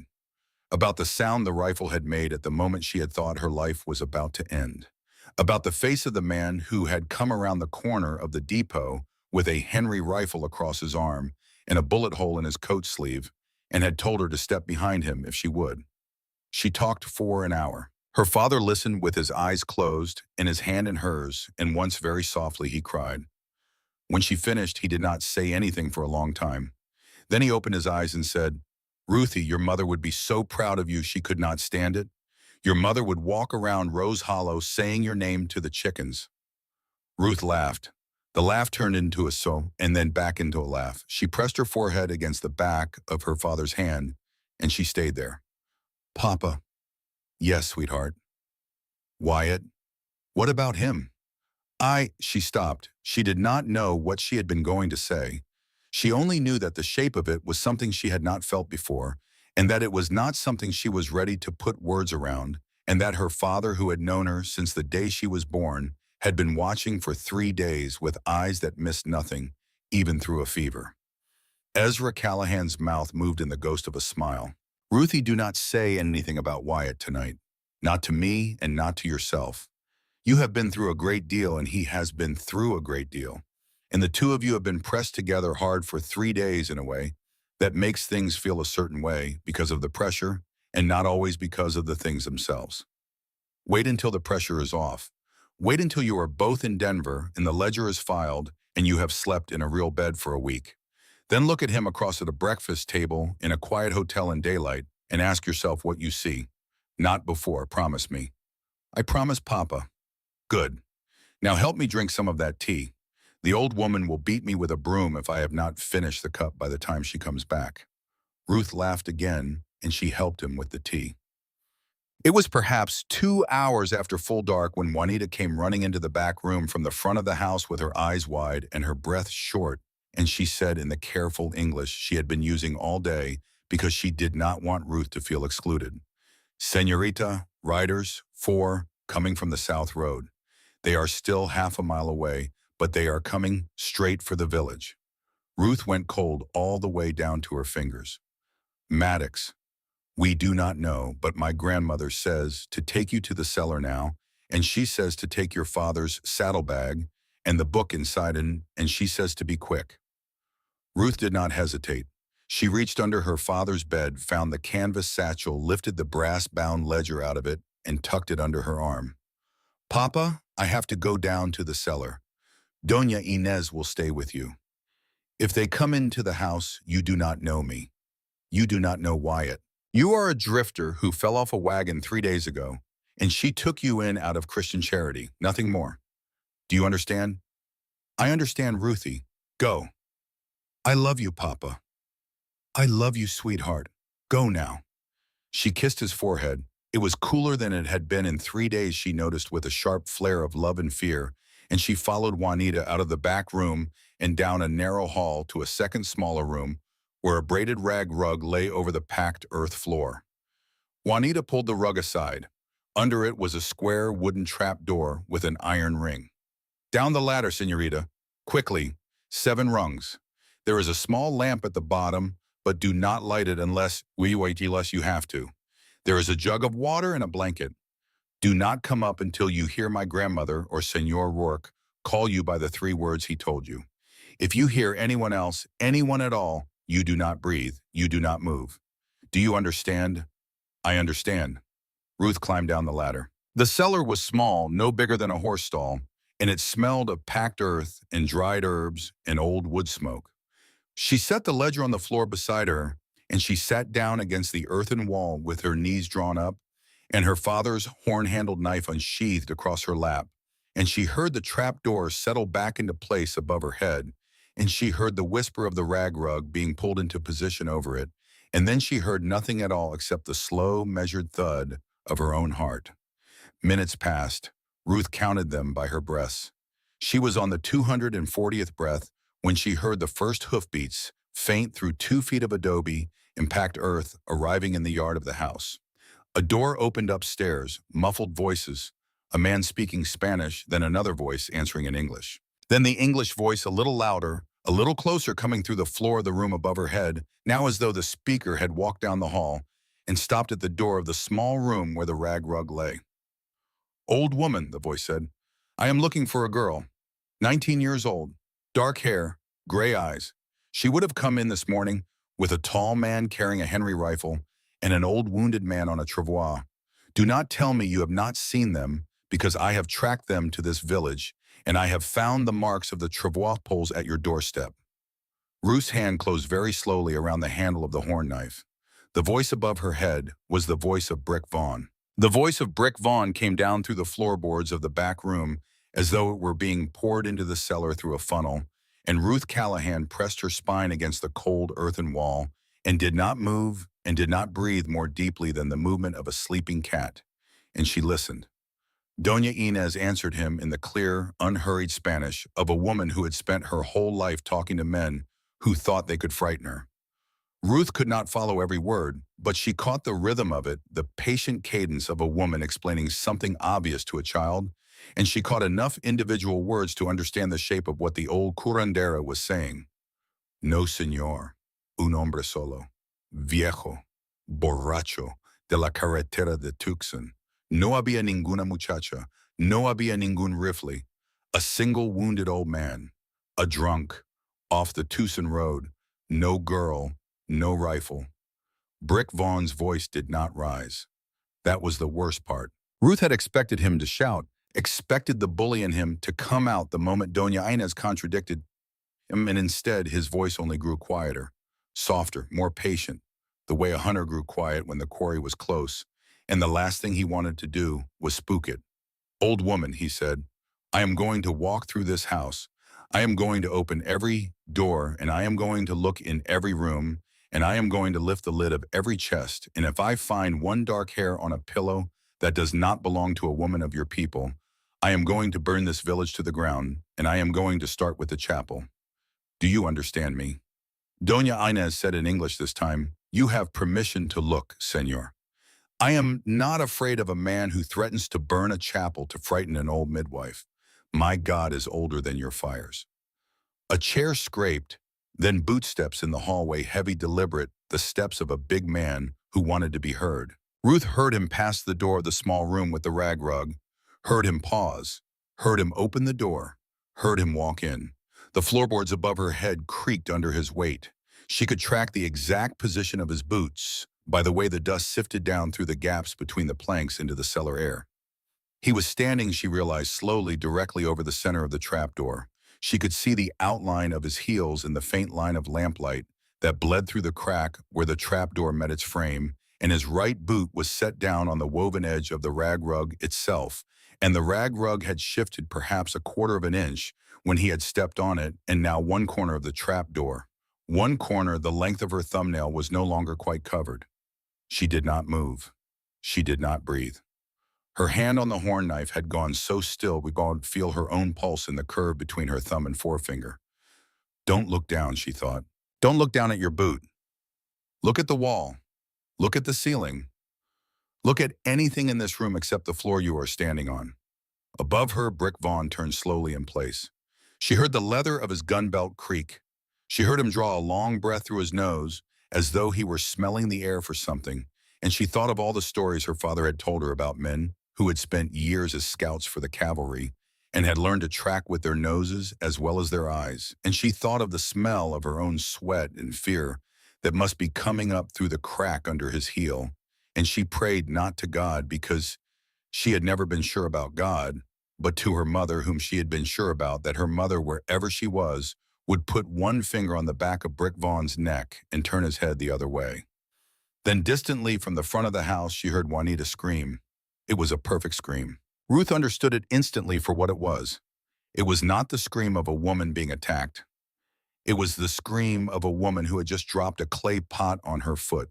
Shrill, sudden, loud. Exactly the kind of scream that pulled a man's attention away from whatever small thing he had been about to notice in the small room at the back of the house and sent him striding down the hallway to see what had happened. Juanita had been watching. Juanita had understood what the absence of sound from the back room meant, and she had thrown herself a clay pot on the stones of the hearth, and she had screamed like a girl who did not know any better. Brick Vaughn's boot lifted off the rag rug. He turned. He walked out of the room. The floorboards above Ruth's head stopped creaking, and the line of lamplight at the edge of the trapdoor stopped flickering, and Ruth Callahan in the dark of the cellar let out a breath that she felt she had been holding since her father had told her to go. She heard Brick Vaughn shouting in the front room. Heard Juanita weeping a very convincing weeping with a small undercurrent of angry Spanish cursing at her own clumsiness. Heard Doña Inez speaking over the top of both of them in a flow of irritated grandmotherly scolding that Ruth caught perhaps one word in five of. She heard Vaughn open two more doors, the kitchen and what sounded like a storeroom. She heard him stomp back down the hall one more time, and this time when he passed the door of the small room with the rag rug, he did not stop. He did not even slow down. He walked out the front door, boots on adobe steps, the creak of saddle leather, the low voice of a man telling other men to mount up, and then finally the slow, dwindling drum of four horses riding out of the village at a walk toward the north road. Ruth did not move for a long time after the hoofbeats had faded. She sat in the dark with the horn knife across her lap and the brass-bound ledger against her hip, and she listened to the silence of the house above her, and she counted to 300, and then she counted to 300 again, and only then did she hear footsteps coming down the hall, and a gentle three-fingered tap on the trap door, and the voice of Doña Inez saying quietly through the wood, "Niña, they are gone. Umail's gone. I am bringing you up now." The trapdoor lifted.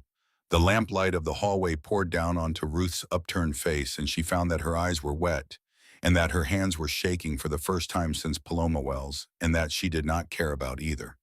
Doña Inez. "Up, Nina, up and into my kitchen. You are going to drink a cup of something warm with a splash of brandy in it, and you are going to sit by my fire for 10 minutes before you go back to your father. I will not hear any argument about this. You did the hardest part of what a woman can do tonight, which is nothing when every nerve in her body was telling her to do something, and that takes a price out of the body that has to be paid back with warmth and a cup. Up, Nina, up." Ruth climbed the ladder. Juanita was waiting at the top with the rag rug already pulled aside, and the younger woman caught her in a quick, fierce embrace the moment her head came above the floor, and Ruth held her back and said into the collar of Juanita's dress, "Thank you. Thank you for the pot. Thank you for the scream." "It was a good pot," Juanita whispered back. "I will miss it, but I will miss it less than I would have missed you." Wyatt Rourke came back at the hour of the false dawn, when the sky in the east was just beginning to show a hairline of silver, and he came not down the north road out of Cañada Ancha, as Ruth had been expecting, but around the shoulder of the chalk cliffs from the east, leading the spring wagon, and a pair of tall, rangy mules with dust-silvered flanks, and a weariness in their walk that said they had been pushed hard over bad country. Ruth was sitting on the adobe porch of Doña Inez's house, with a wool blanket around her shoulders, and a second cup of the curandero's brandy-laced coffee gone cold in her hands, and she had been watching the east for perhaps an hour, without really knowing she was watching it, and when the shapes of the mules and the man leading them resolved out of the gray pre-dawn, she stood up so fast the blanket fell off her shoulders, and she nearly spilled the coffee, and she ran in her dusty torn skirt, on legs that still did not trust themselves from the night in the cellar, across the yard to the edge of the village to meet him. "Wyatt, Ruth, tell me everything is all right. Everything is all right. Papa is alive and the ledger is safe, and Doña Inez is making breakfast. But Brick Vaughn was here." He stopped walking. The mule stopped with him. The whole of his lean, tired, wounded face went very still in the gray light. "When?" 4 hours ago, 4 men. They came in from the south road and they rode out to the north. He stood on the trap door of the cellar with his boot on the edge of the rag rug, and he did not find me. Juanita dropped a pot to draw him away. Doña Inez lied to him in Spanish, and he believed her because she is 68 years old, and she is not afraid of men who threaten chapels. "They are gone, Wyatt. They did not find us. They are moving toward the territorial road, and they are going to be searching the stage stations, because that is what they think we are going to do." He closed his eyes for a moment. When he opened them, they were very dark. "I should not have left you. You had to leave me to get the wagon. You could not have done both, and the plan worked, Wyatt. It worked because Doña Inez and Juanita were here. The cellar was a good cellar. The signal was a good signal. I am all right. I am not shaking anymore. Come inside. Come and sit down and eat something before we put my father in the wagon, because I can see the dust on your coat from here, and I know you rode hard in both directions, and I know you have not slept." He looked at her for a long moment. Then slowly the hard stillness went out of his face and was replaced by something she had not seen before. Something softer, warmer, tireder. And he said, "You handled it, Ruth. You handled it on your own, and I am proud of you, and I want you to hear me say that out loud before we do anything else this morning. I am proud of you." Ruth's eyes filled again. "Come inside, Wyatt. Please come inside." They ate in Doña Inez's front room at sunrise. Tortillas and eggs with green chili and strong coffee and a small dish of honey the old woman produced from a stone crock, as though it were something sacred. Rourke ate it like a man who had forgotten what food tasted like, which Ruth understood now that she had eaten her own meal the day before. Across the table, her father was propped up in a second bed Doña Inez had made on a low couch at the window, and he took small, slow spoonfuls of bone broth and watched the two of them eat with a quiet attentiveness that Ruth could not quite read. "Tell me about the wagon," Ezra said. "It is a good wagon," Rourke said, sprung on 4 leaves instead of 2 because Doña Inez's cousin used to haul glassware to the Fort Apache commissary, and he could not afford a broken shipment. "The bed is 8 feet long. I have laid a mattress of oat straw under a layer of the quilts and pillows Doña Inez has given us, and with you lying flat on that mattress, Ezra the wagon will rock you like a cradle over bad country and like a hammock over good. The mules are called Job and Eli. They are 11 years old and they know their business. The cousin would only sell me the pair if I swore on my mother's name I would treat them well, and I swore it." "Good man, how much?" $42 for the wagon, 38 for the mules, 80 for the pair. "I will pay you back when we reach Denver." "You will not pay me back anything, Ezra. We are not going to have that argument." "We are going to have it eventually." "Eventually is not this morning." Ezra's mouth moved in the ghost of his old dry smile. He looked at Ruth. Ruth looked at Wyatt. Wyatt looked into his coffee cup. And for a small, suspended moment in Doña Inez's front room, with the sun coming up gold and slow over the chalk cliffs outside the window, there was a quiet in the room that felt almost like peace. Almost. Then Doña Inez, who had been standing at her hearth, stirring the last of the beans, turned around with the wooden spoon in her hand and said, "Wyatt, a word." He rose and went to her. They spoke for perhaps 30 seconds in low Spanish that Ruth could not catch. When he came back to the table, his face had changed. "What is it?" Ruth said. "The cousin in Cañada Ancha. Doña Inez has been turning something over in her head since I told her last night where the wagon came from. The cousin's wife has a brother who works as a blacksmith in Paloma Wells for Jubal Maddox's freight line." Ruth went still. "Wyatt, I know, I did not know last night. Doña Inez did not think of it until this morning. She believes, and I am inclined to believe her, that the cousin will not have sold me the wagon and then sent word about it to the blacksmith brother-in-law. The cousin is an honest man, and he hates Maddox, and he only has the wagon for sale because his hip will not let him drive it anymore. But the cousin's wife is another matter. She talks. She talks to her brother, and her brother talks to his employer, and $80 cash money changing hands in a village 12 miles from Los Alamos is the kind of news that travels. How long do we have? If she sent word last night by rider, and the rider reached Paloma Wells by this morning, and Maddox put men on the road an hour ago, we have perhaps 4 hours before the first of his scouts reaches the edges of this village from the south. Maybe 5. 4 hours is not enough time for Papa to be in a wagon. 4 hours is all the time we are going to get Ruth. Doña Inez agrees. We are going to have to move him now." Ezra Callahan's voice came from the low couch by the window, quiet and perfectly clear. "Then move me now, Wyatt. I have been in a bed long enough. I would rather die on a wagon bench on the road to Denver than in a clean room in a village that burned because of me. Load the wagon." They loaded the wagon in 40 minutes. Doña Inez gave them a great many things. A clay jar of her yerba mansa poultice with careful instructions about how often to change it. A cloth bag of dried herbs for the fever tea, and another bag of the raw herbs she had used to pack the wound with a small iron pot to boil them in. A wheel of hard cheese wrapped in muslin and a loaf of brown bread and a string of dried chilies. 2 clay jugs of water, a small dark bottle of something she called Laudano de los Mineros Miners Laudanum, a tincture of opium and brandy, made by the old Mexican silver miners of the Santa Ritas, which she pressed into Rourke's hand with a long, solemn look and the instruction that it was for the nights when Ezra's pain was too much for him to sleep, and that Rourke was to give him 10 drops no more, and only once in a day and never on an empty stomach. I am not a woman who gives a man laudanum lightly, Wyatt Rourke. But you have a long road, and he has a broken body, and some nights the road will be longer than the body is strong. Use it carefully. I will, Madre. She gave Ruth a small leather pouch on a rawhide string, and when Ruth opened it, there was a pinch of salt and a pinch of red earth and a dried sprig of yerba mansa inside. For around your neck, Nina, under your dress. My grandmother carried one like it when she rode the country between Ures and Hermosillo in the worst year of the Apache raids. It does not stop a bullet. It does not turn a man's heart from evil. But it reminds the woman who wears it that other women have crossed worse country and come out the other side. And sometimes that is the thing that makes the difference. Wear it until Denver.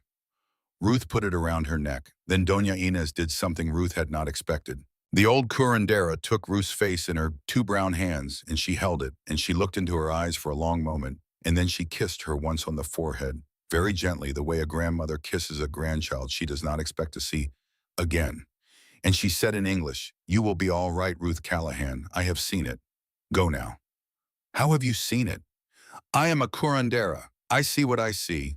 Go, Simahemem." They rolled out of Los Alamos at 9:15 in the morning, with the sun already hot on the canvas top of the wagon and the two mules stepping out at the steady, unhurried walk of animals who had been told in a language they understood that this was going to be a long journey.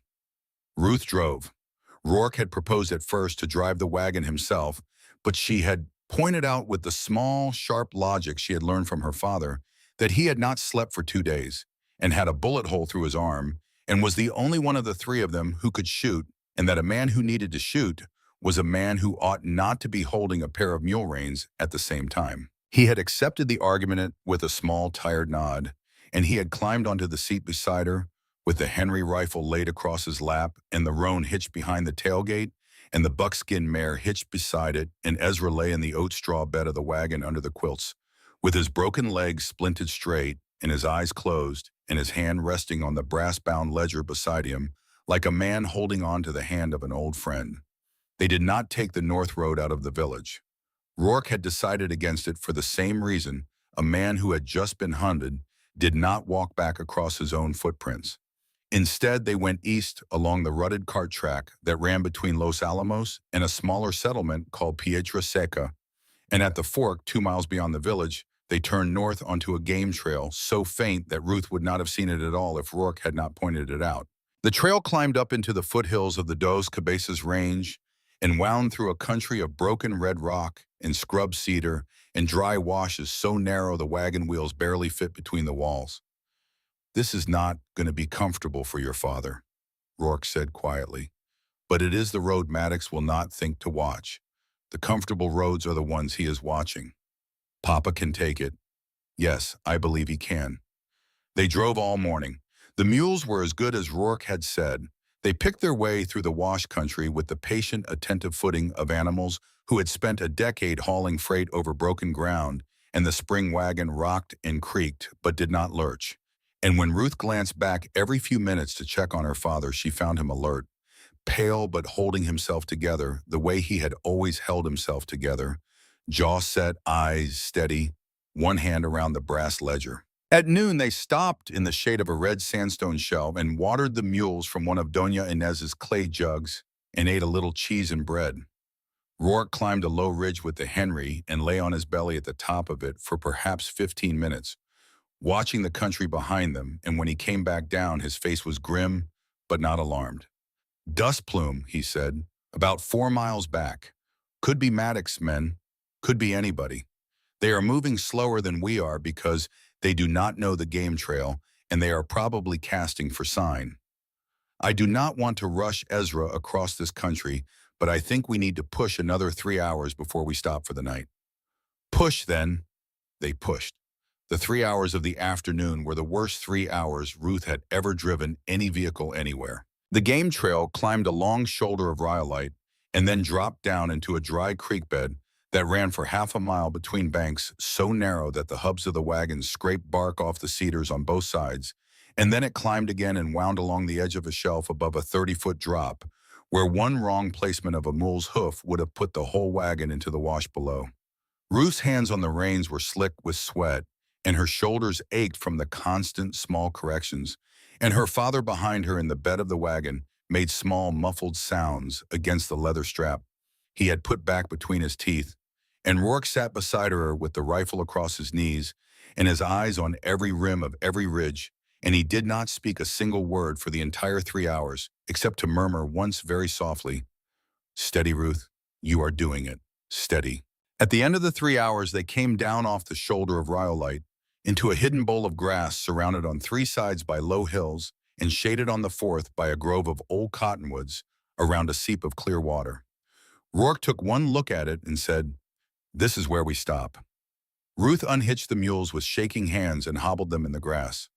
Rourke climbed down off the wagon more slowly than he had climbed up and went to the back and let down the tailgate and leaned over her father with a tenderness Ruth had not quite seen in him before. "Ezra, we are stopping for the night. The country is hidden. There is water. You did well, old man. You did better than well." "Wyatt," her father whispered, "is she all right?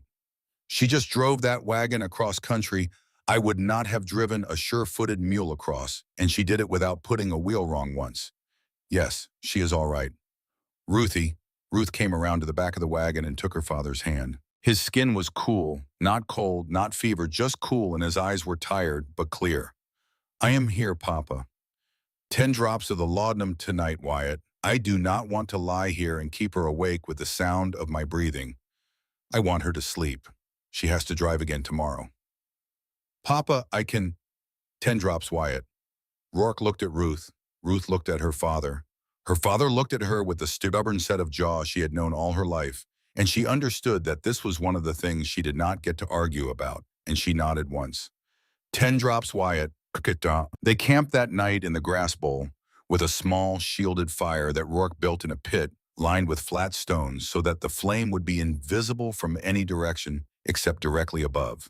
He heated water in Doña Inez's iron pot and made her father a fresh cup of the fever tea, and he measured out 10 drops of the miner's laudanum into the tea with the care of a man counting out the last of his ammunition, and Ezra drank it without making a face, and within 20 minutes the lines in the old man's face had softened and his breathing had evened out, and he slept. For the first time in 4 nights, he slept without pain.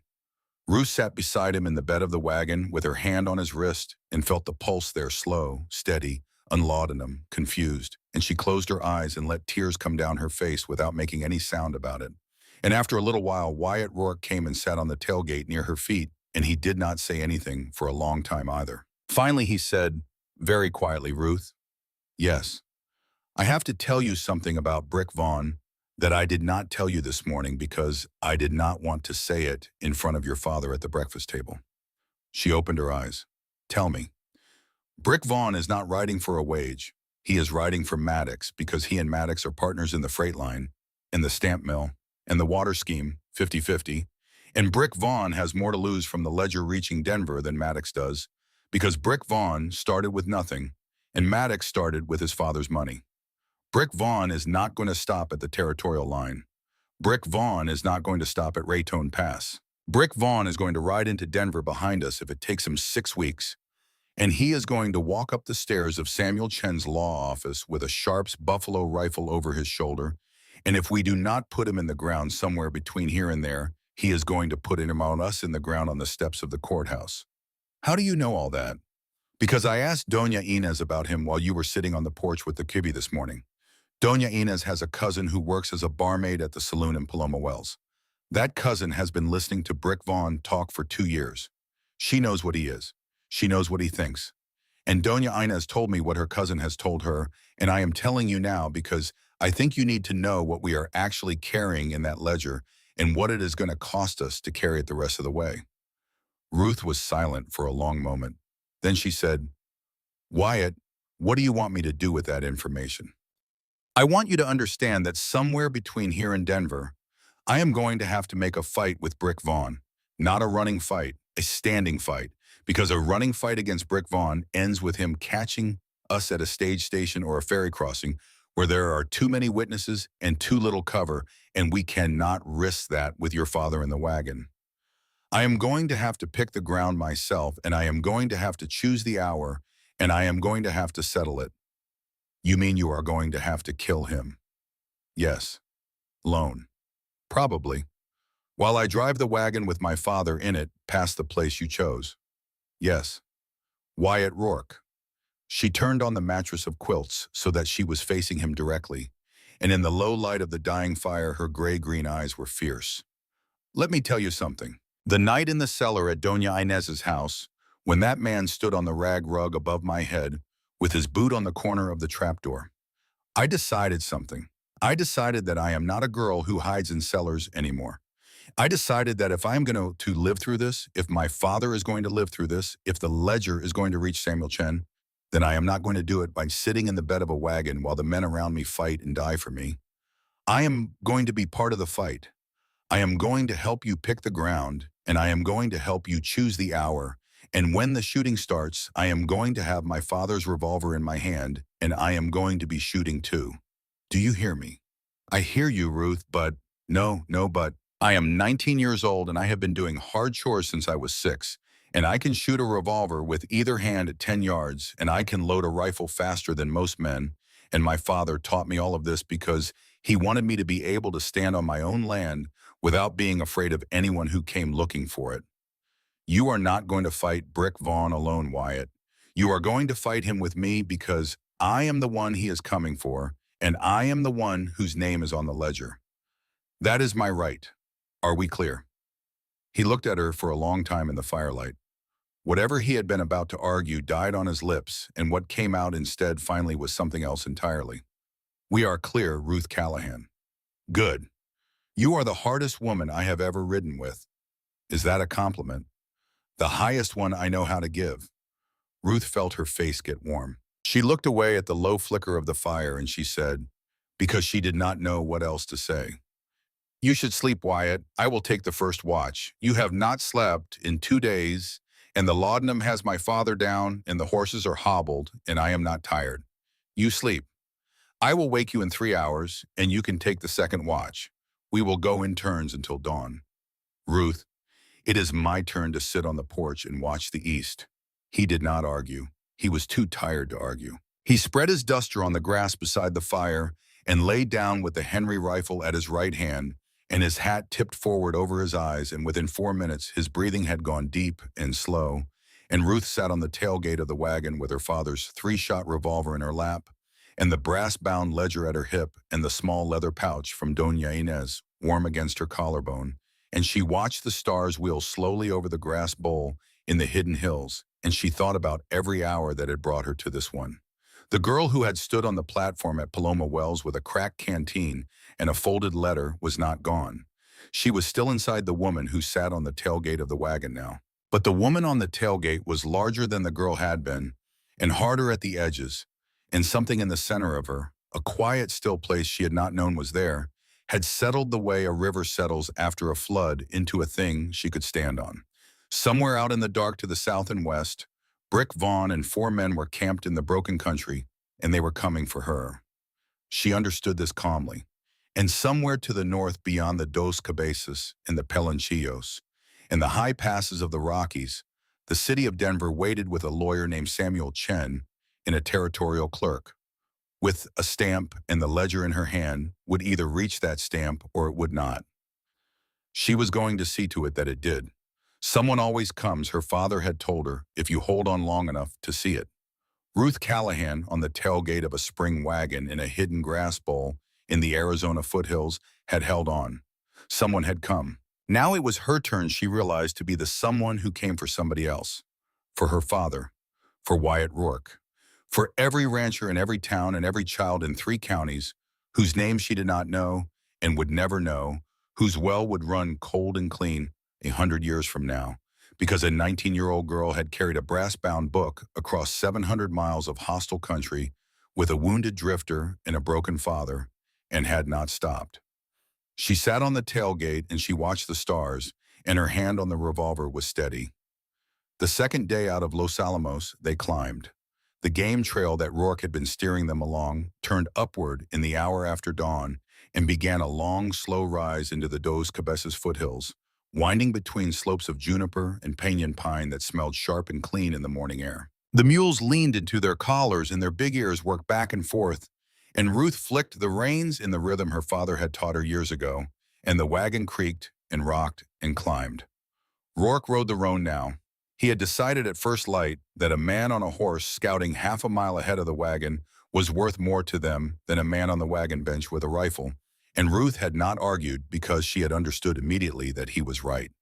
He would trot the roan up a shoulder of ground ahead of them, dismount at the crest, study the country with a small pair of brass field glasses he had produced from the depths of his saddlebag the night before, and then wave the wagon forward with a single lifted hand before riding ahead to the next rise.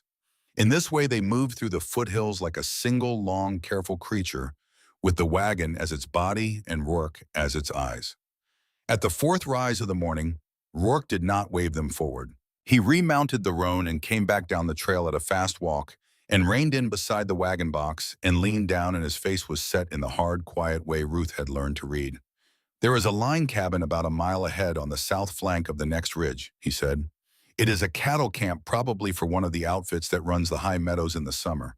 There is smoke coming from the chimney, which means there are men in it, and there are 4 horses in the corral, which means either 2 cowboys running a fall roundup, which is plausible, this is the right season for it, or 4 of Brick Vaughn's men waiting for us on the only road through this part of the mountains. How do we know which? We ride up to the cabin and we find out. Me, not you and not your father. I am going to go up on foot from the north side through the timber, and I am going to put an eye on the cabin from the rocks above it, and I am going to watch for 20 minutes and I will know. If they are cowboys, I will ride down and ask for water and trade for some news of the country ahead. If they are Vaughn's men, I will come back to the wagon and we will turn around and find another way." Is there another way? There is always another way, Ruth. There is just never a fast one. He swung down off the roan, tied the animal to the tailgate of the wagon, and handed her the reins of the buckskin as well. Then he took the Henry rifle off his saddle and checked the loading and slipped a small leather pouch of spare cartridges into the pocket of his duster. "If I am not back in 1 hour," he said quietly so that her father could not hear from the bed of the wagon, "you turn the mules around and you take your father back to the bowl near where we camped last night, and you wait there until dark, and then you drive east along the wash bed. We came up yesterday afternoon until you reach the fork with the Piedra Seca track, and you turn north from there, and you keep going until you find a stage road, any stage road. And you flag down the first wagon with a respectable-looking driver on it, and you offer him whatever money you have in your father's saddlebag to take you to the nearest telegraph office, and you send a wire to Samuel Chen at his office in Denver that says only Ezra Callahan's daughter is coming. Arrange protection, nothing else. Chen will understand the wire the moment he reads it. Do you have all of that?" "I have all of it, but you are going to be back in an hour." "Probably, but if I am not, you will have the plan." She caught his sleeve before he could turn away. "Wyatt, be careful." He looked down at her hand on his sleeve for a moment, then up at her face, and something in his gray eyes went very soft for a heartbeat before it settled back into the careful hardness of a man about to go up a ridge alone. "I will be careful, Ruth."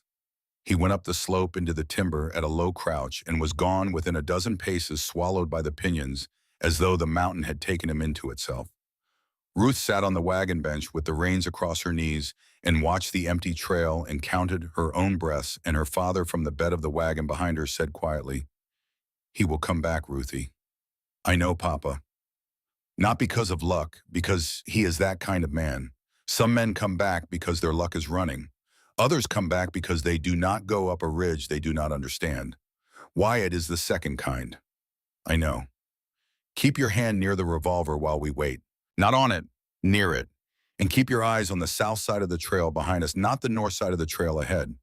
The north side is where Wyatt is. The trouble, if it comes, will come from behind." Ruth shifted on the bench and turned her body half around so that she could watch both directions at once, and she let her right hand rest on her thigh 2 inches from the butt of her father's Colt, and she waited. 43 minutes later, Wyatt Rourke came back down the slope through the pinions at the same low crouch he had gone up in, and he swung up onto the roan without a word and turned the horse back the way they had come. Turn the wagon around, Ruth. Quiet as you can. 4 of Vaughn's men in the cabin. I saw the scarred one himself at a window stripped to his shirt and cleaning a sharps. They have been there since last night at least. The corral poles are wet where the horses were brushed down after a hard ride. They are waiting for us on this trail. Ruth turned the mules without a word. Job and Eli made the turn with the quiet competence of old Freyorthon animals who had been turned in tight places 1,000 times, and within 2 minutes the wagon was headed back east. The way it had come and the line cabin was still a mile away, on the far side of the ridge, and no eye in it had seen them. Rourke rode in beside the wagon now at a walk matching the mules. "There is another way," he said quietly. "North across the shoulder of the ridge on a sheep trail I saw from the rocks above the cabin. It is steeper than anything we have driven yet, and there are 2 places where I am going to have to lead the mules on foot with one hand on each bridle because the drop to the right side is not a drop I want to describe to a woman with her father in the bed of the wagon. But it goes over the top of the Dos Cabezas and comes out on the far side above the San Simon Valley, and it puts the cabin and its 4 men 5 miles behind us by nightfall, with no way for them to track us because there is nothing but broken shale under the sheep trail, and no hoof leaves a mark on shale. It is the hardest 4 hours we have ridden yet, Ruth. But it is the 4 hours that take us past Brick Vaughan without a fight, and I will take 4 more hard hours over a fight any day I can get them. Then take us up Wyatt." He looked at her for a moment. Then he nodded once and said, "Tighten every rope on the wagon bed. Your father is going to have to be strapped to the mattress because we are going to have angles that will roll him if he is not. I am going to blindfold the mules on the worst of the 2 passages because Job will shy if he can see the drop and Eli will not go past him if Job shies. Are you ready?" "I am ready." "Then turn them north at the next wash." Pedita. The sheep trail over the Dos Cabezas was the hardest 4 hours of Ruth Callahan's life. There is no other way to tell about it. The wagon wheels rode inches from a drop so long the shale at the bottom of it looked like gray dust from the bench, and the mules climbed with their heads down and their breath coming in great steam engine blasts, and Rourke walked at Job's bridle for the first of the 2 bad places with one hand on the harness and the other on the animal's neck, murmuring to him in a steady low voice that Ruth could not hear from the wagon bench, but that she could see was working because Job's ears stayed forward and his feet stayed steady. She drove with both hands white on the reins and her jaw locked, and her father strapped flat to the mattress under the quilts. Made no sound at all because he had understood what was being asked of him, and he had decided not to distract the people who were asking it. At the second bad place, Rourke dismounted again and blindfolded both mules with strips of muslin, and he walked between them with a hand on each bridle, and he led them at a slow, deliberate pace around a curve where the right wheel of the wagon passed over nothing at all for a distance of about 8 feet, with the shale drop directly below it. Ruth did not look down. Ruth looked at the back of Wyatt Rourke's neck, and she drove. When they came out on the far side of the curve, Rourke pulled the blindfolds off the mules and patted each of them hard on the withers and said, "Good boys, good boys," in a voice that cracked a little at the end, and then he went back to the wagon and climbed up onto the bench beside Ruth and looked at her hands on the reins. Her hands were shaking. He put his own big scarred hand over hers just for a moment and squeezed. "You drove it, Ruth." "I drove it. We are over the top. The rest of the way to the San Simon is downhill and open. No more sheep trails. You can breathe now." She did. She had not realized she had not been.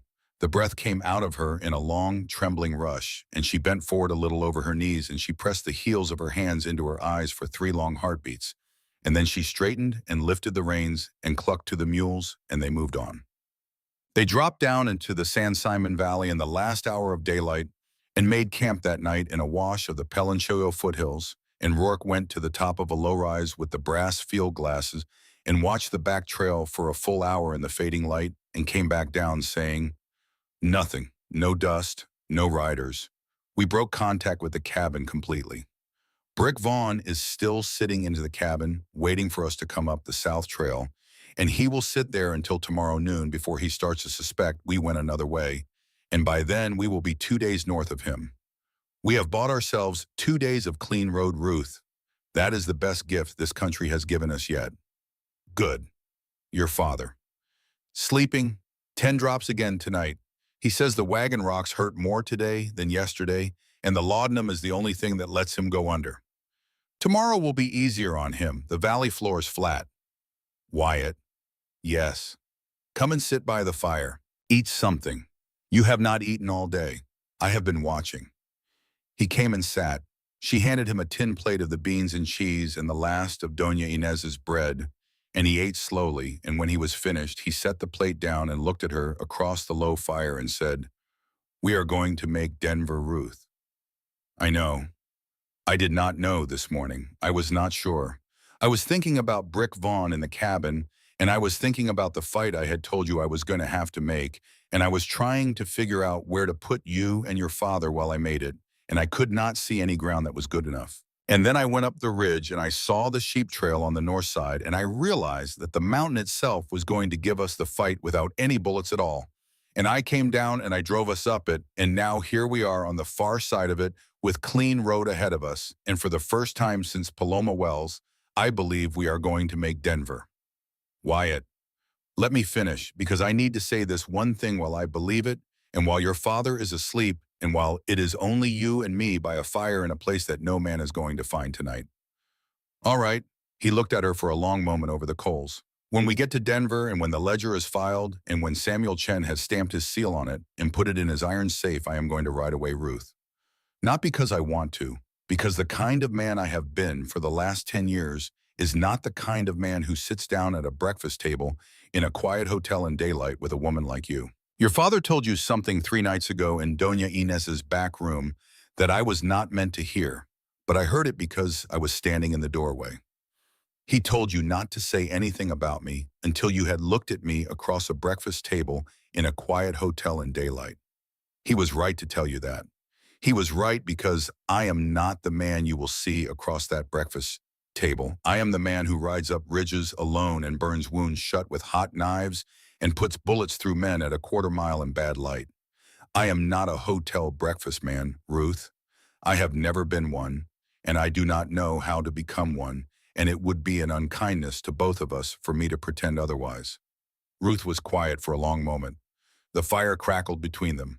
Somewhere in the brush, a small night bird made a single low call and then stopped. "Wyatt Rourke," she said finally, "may I tell you what I think?" "Tell me." "I think you are afraid. I do not mean that as an insult. I mean it the way my father would mean it if he were sitting here instead of me. I think you have been alone so long that the idea of not being alone frightens you more than any ridge you have ever walked up. And I think you are saying these things to me now, 300 miles short of Denver, because you are trying to finish the thing before it begins, so that you will not have to stand on a hotel porch in Denver 3 weeks from now and look me in the face and find the words that let you walk away." He did not answer. "I am not going to argue with you, Wyatt. I am not going to promise you a breakfast table or a hotel or anything else.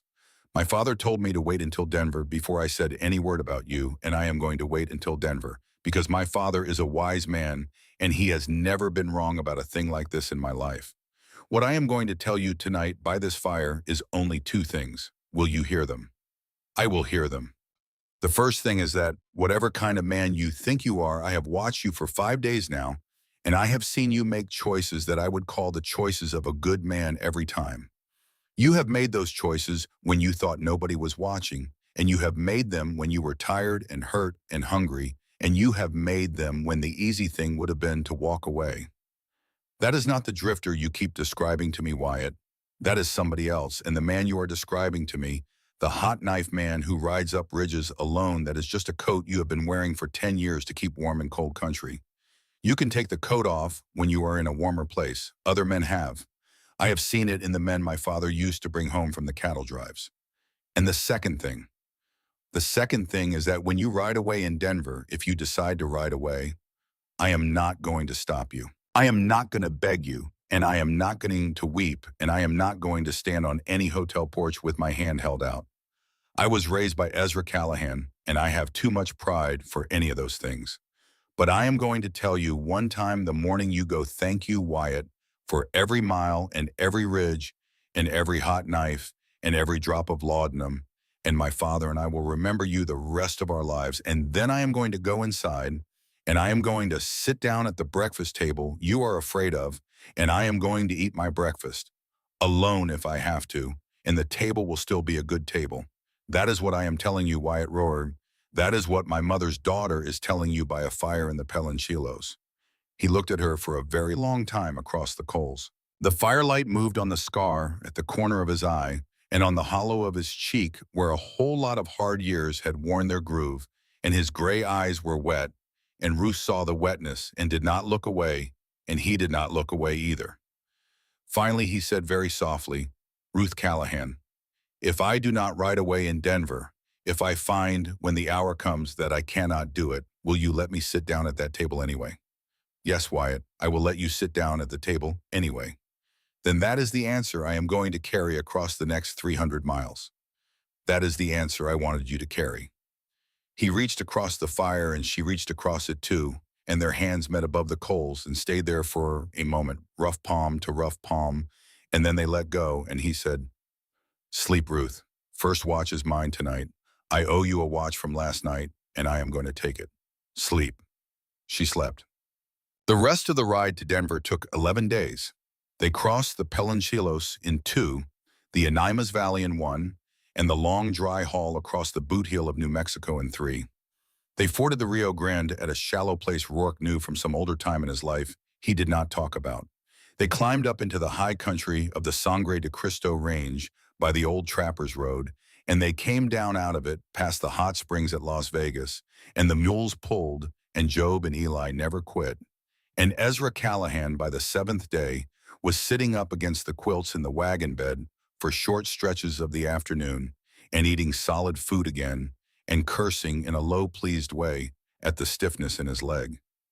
They saw Brick Vaughn's men twice. The first time on the 5th day out, a dust plume appeared on the horizon behind them in the flat country south of the Rio Grande, and Rourke took the brass field glasses up a low rise and came back down saying, "4 riders pushing hard on the main stage road east of us. They have figured out we did not go the way they thought, and they are trying to cut the pie a different way. They are about 9 miles behind us, and they will not see us in this country unless we cross a ridge at the wrong moment. Drive another 2 hours, and then we camp in that dry arroyo ahead, and we do not light a fire tonight."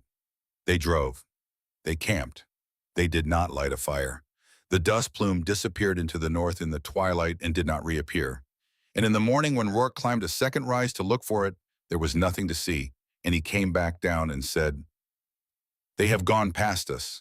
They are ahead of us now, which is the better place for them to be as long as we know it. They are going to be watching the road in Raton Pass, and we are going to go around Raton Pass on the old Trappers Road. They will sit at the top of the pass for a week before they understand what happened." The second time was at Raton itself, or just short of it. They had swung wide to the west as Rourke had planned, and they were coming down off the Trappers Road onto the Santa Fe freight route north of the town when a single rider on a black horse broke out of a stand of aspen on the ridge above them and fired one quick rifle shot at the wagon before wheeling the horse and galloping for the pass. The shot clipped the wooden upright of the wagon bench 3 inches from Ruth's left shoulder and sprayed her with splinters. Rourke was off the roan and up the ridge at a dead run before the echo of the shot had finished moving between the hills, and he reached the top of the ridge and dropped to a knee with the Henry rifle and took one single careful shot at the galloping rider as the man crossed an open saddle of ground 300 yards out, and the rider pitched sideways off the black horse and did not get up. Rourke came back down the ridge slowly. His face was very tired. One of Vaughn's outriders, not Vaughn himself. A young one. I saw his face for a second through the glasses. He was scouting ahead of the main party, and he must have spotted us from the aspen and decided he could take us on his own and collect the whole of whatever bounty Vaughn is paying. He could not. Is he dead? Yes. Ruth looked at Wyatt Rourke, and she saw the weariness in his face, and she understood something about him that she had not understood before, that the killing did not get easier for him. It only got more familiar, and the familiar did not make it easier. It only made it his in some private way she did not have a right to trespass on. "I am sorry, Wyatt," she said quietly. "For what?" "For the weight of it, all of it. For the ones before this one, and for this one, and for whatever ones are going to come before we reach Denver. He looked at her, and then he did something she had not expected. He reached out with his good hand, and he touched her cheek very briefly with the backs of his knuckles, a small, rough gesture, gentle as a man handling a thing he was afraid to break, and he said, "Thank you, Ruth. Nobody has ever said that to me before about the weight of it. Nobody in 10 years." Then he climbed back up onto the roan, and they drove on, and they did not speak about it again. Buckham. They rode into Denver at mid-morning on the 22nd day of October in the year 1878 along the wide unpaved stretch of Latimer Street that was just beginning to show the first real signs of becoming a city. The mules were gaunt, and the wagon was dust-silvered, and the three of them, the woman on the bench, with her hand on the reins, the old man propped up in the bed with a brass-bound ledger on his lap, and the lean, scarred man on the roan riding at the tailgate with his rifle across his saddlebow, drew the quiet, watchful glances of every pedestrian and every teamster and every shopkeeper they passed. Ruth sat very straight on the bench with her back held in the way her mother had taught her to hold it, and she did not look at any of the staring faces, and she kept her eyes on the cross street ahead, where the sign of Chenton and Prescott, attorneys at law, hung on a narrow brick front between a watchmaker's shop and a milliner's. They stopped the wagon in front of the law office. Rourke swung down off the roan and came around to help her father out of the bed of the wagon, and Ezra Callahan took his first steps on the dirt of a Denver street with an arm around Rourke's shoulder and a splint on his leg, and his face white with the effort and his eyes blazing with something that was not effort at all.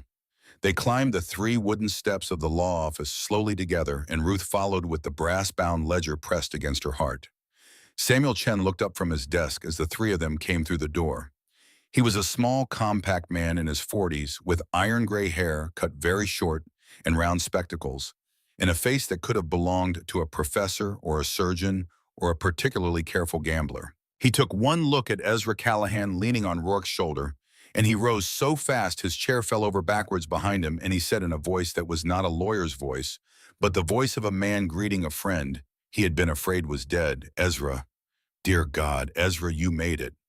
"I made it, Sam, because of these two, and because my daughter waited 4 days at Paloma Wells when I told her to wait." Samuel Chen's eyes went to Ruth then, and they stayed on her for a long moment, and then he came around the desk and took her hand in both of his own, and he said, "Miss Callahan, your father has spoken of you in 3 letters over the last 6 months, and I feel as though I have met you before today. I am going to tell you now, with witnesses present, that whatever you are carrying in that satchel under your arm is going to be filed with the Territorial Clerk of Colorado before the clock on my wall strikes noon, and Jubal Maddox is never going to touch a drop of the water under Rose Hollow as long as any of us are alive. Is that the promise you came here to get from me?" "Yes, Mr. Chen, that is the promise." "Then give me the ledger." She gave him the ledger. Samuel Chen carried it to his desk and laid it down and opened the brass cover, and his round spectacled face went very still as he turned the first page and then the second and then the third. When he had turned the 5th page and seen the signature of Judge McMurtry at the bottom of the first affidavit, he looked up at Ezra Callahan and his eyes were bright. "You got McMurtry to sign this?" "I got him to sign it in Santa Fe in August. He owed my wife's father a favor from 40 years ago. That was the last card I had to play, and I played it, and he signed it. Ezra, this is going to be filed before noon. This is going to be filed today." "Good." It was filed at 11:42 in the morning by a territorial clerk named Henderson, who had been a captain in the Union Army and did not like large cattle and freight interests and took a particular pleasure, Samuel Chen explained later over lunch, in stamping seals on documents that would ruin their schemes. The seal went down on the first page of the affidavit with a hard, satisfying thump, and the ink-dated stamp read, October 22nd, 1878, and Ruth Callahan stood in the clerk's office and watched the stamp come down and felt something inside her chest that had been wound tight since July come all the way loose and settle into its proper shape, and she let out a long breath she had not known she was still holding, and she looked at Wyatt Rourke standing beside her with his hat in his hands, and she smiled for the first time in 15 weeks. He smiled back, a tired, crooked, real smile under the scar at the corner of his eye. The hotel was called the Windsor, and Samuel Chen booked 3 rooms on its third floor and paid for all of them in advance from a retainer that he said Ezra's Denver cattle buyers had placed with him 6 weeks earlier in anticipation of exactly this day. Ezra was put to bed in the largest room with a physician in attendance, a proper physician from back east, a Dr. Riley out of Boston, who examined him for an hour, and then emerged from the room to tell Ruth and Rourke in the hall that her father was going to live fully and well, with 6 weeks of rest and good food, and that whoever had pulled the lid splinter out of his gut and packed the wound with yerba mansa had saved his life, and that he would like very much to meet that person someday, because he had not seen frontier medicine done that well outside the books. Her name is Doña Inez, Ruth said quietly, and she lives in Los Alamos in the Arizona territory, and she is the reason my father came home to me. Then bless her name, said Dr. Riley. That night in the dining room of the Windsor Hotel, Ruth Callahan sat down at a breakfast table. It was not breakfast, it was the late supper at 8:30, but the table was a table and the cloth was white, and there was a small cut glass vase of winter chrysanthemums on it, and the lamplight was warm and steady, and across from her sat Wyatt Rourke in a clean shirt Samuel Chen had loaned him, and with his hair still damp from a hotel bath. He had not ridden away. He had come down the stairs from his room at the agreed-upon hour, and he had walked across the dining room, and he had pulled out the chair opposite her, and he had sat down. Wyatt, Ruth, you are at the table. I'm at the table. For how long? He looked down at his hands on the white cloth, the big scarred hands with the powder burns across the knuckles, and then he looked up at her across the small cut glass vase, and his gray eyes in the lamplight were clear and steady and afraid and brave all at once. For as long as you will have me, Ruth Callahan. I have thought about it all the way from the Pelonchilos, and I have decided that the coat you described by the fire that night is a coat I am ready to take off. I do not know how to be a breakfast table man yet. But you said other men have learned, and I have been watching men my whole life, and I have always been a fast learner when the thing was worth learning. She reached across the table and took his hand. Then we are going to learn it together, Wyatt, slowly and without any hurrying, and with my father watching from the other end of the table and making dry remarks about both of us. Is that a thing you can live with? That is a thing I can live with. Good. 3 months later, on a clear, cold January morning, a rider arrived at Rose Hollow with a letter from Samuel Chen. Ruth was in the kitchen of the ranch house, the same kitchen where her mother had hummed on Sunday mornings, and her father had played pinochle with Deacon Wiles, and she was kneading bread on the long pine table, and her father was sitting in his chair by the stove with his splinted leg propped up on a footstool, and his first real cup of coffee in 6 weeks in his hand, and Wyatt Rourke was out in the front yard with a hammer and a bag of nails fixing the top hinge of the barn door where it had sagged during their absence. They had been back at Rose Hollow for 11 days. Her father was walking a little. Wyatt was sleeping in the room that had been her mother's sewing room, and the small, polite distance of the arrangement was, Ruth had decided exactly the right distance for now with no hurrying and no forcing. The writer was a boy of about 16 from the freight aid office in Tombstone. He handed the letter to Ruth at the kitchen door and waited on the porch while she read it. Samuel Chen's handwriting was neat and small. Miss Callahan, it is my duty and my great pleasure to inform you of the following developments in the matter of the Rose Hollow water rights affidavit filed October 22nd of last year with the Territorial Clerk of Colorado. On the 8th of January, federal marshals under Deputy Chief Marshal Everett Hobart rode into Paloma Wells with warrants for the arrest of Jubal Maddox, Brick Vaughn, and 7 other men on charges including conspiracy, attempted murder, interference with federal water law, and the attempted ambush of your father on the North Ridge above Bitter Creek last July. The warrants were served against the wall of the Paloma Wells Saloon in the early afternoon. Mr. Vaughn attempted to draw a weapon and was shot in the shoulder by a deputy. Mr. Maddox did not resist. Both men are currently being held at the federal lockup in Tucson, pending trial in the territorial court. The other 7 have been similarly held. Your father's affidavits, combined with the sworn testimony of Mr. Toby Finch of Cochise County and a Mrs. Juanita Hermosillo of the village of Los Alamos, appear to constitute more than sufficient evidence for convictions on the most serious counts. I do not expect either man to see the outside of a federal cell again in his lifetime. Further, the water rights under Rose Hollow and the adjoining properties are now protected under federal homestead commons law in perpetuity. Every well in Cochise Pima and southern Graham counties is, as of this morning, legally guaranteed access to the underground river mapped by Mr. Haller's survey. Your father's dream is secured. Your mother's silver has paid for the freedom of 3 counties. I would also mention with some personal warmth that Doña Inez of Los Alamos has been notified by my office of the developments in Tucson and has been sent at your father's standing instructions a small sum of money with which she has already begun to repair the chapel roof of her village and to purchase a new clay pot for her granddaughter Juanita to replace the one that was dropped on a certain October night. I remain with the greatest respect, your servant Samuel Chen, Esquire. Ruth read the letter twice. Then she folded it carefully and she walked across the kitchen to her father, and she put it in his hand without saying a word, and she watched his face as he read it, and she saw the tears come into his eyes, and she saw him lean his head back against the high back of the chair and close his eyes for a long moment. When he opened them again, he looked at her, and he said very quietly, "Your mother would be so proud of you. She would not be able to stand it, Ruthie. She would walk around this kitchen saying your name to the chickens." Ruth laughed and she cried a little, and she went to the front porch and she called out across the yard, "Wyatt Rourke, come inside. There is a letter from Mr. Chen. It is finished." Wyatt came in from the yard with the hammer still in his hand, and he read the letter standing in the kitchen, and when he had finished it, he laid it on the table beside the rising bread dough, and he looked at Ruth across the table for a long moment, and then he said, "Ezra, may I ask your daughter a question in your kitchen this morning, with you sitting here as witness?" Ezra Callahan's mouth moved in the old dry smile. "I have been waiting 3 months for you to ask one, Wyatt. Go ahead." Wyatt Rourke turned to Ruth. "Ruth Callahan, the table we sat down at in Denver 3 months ago was a good table.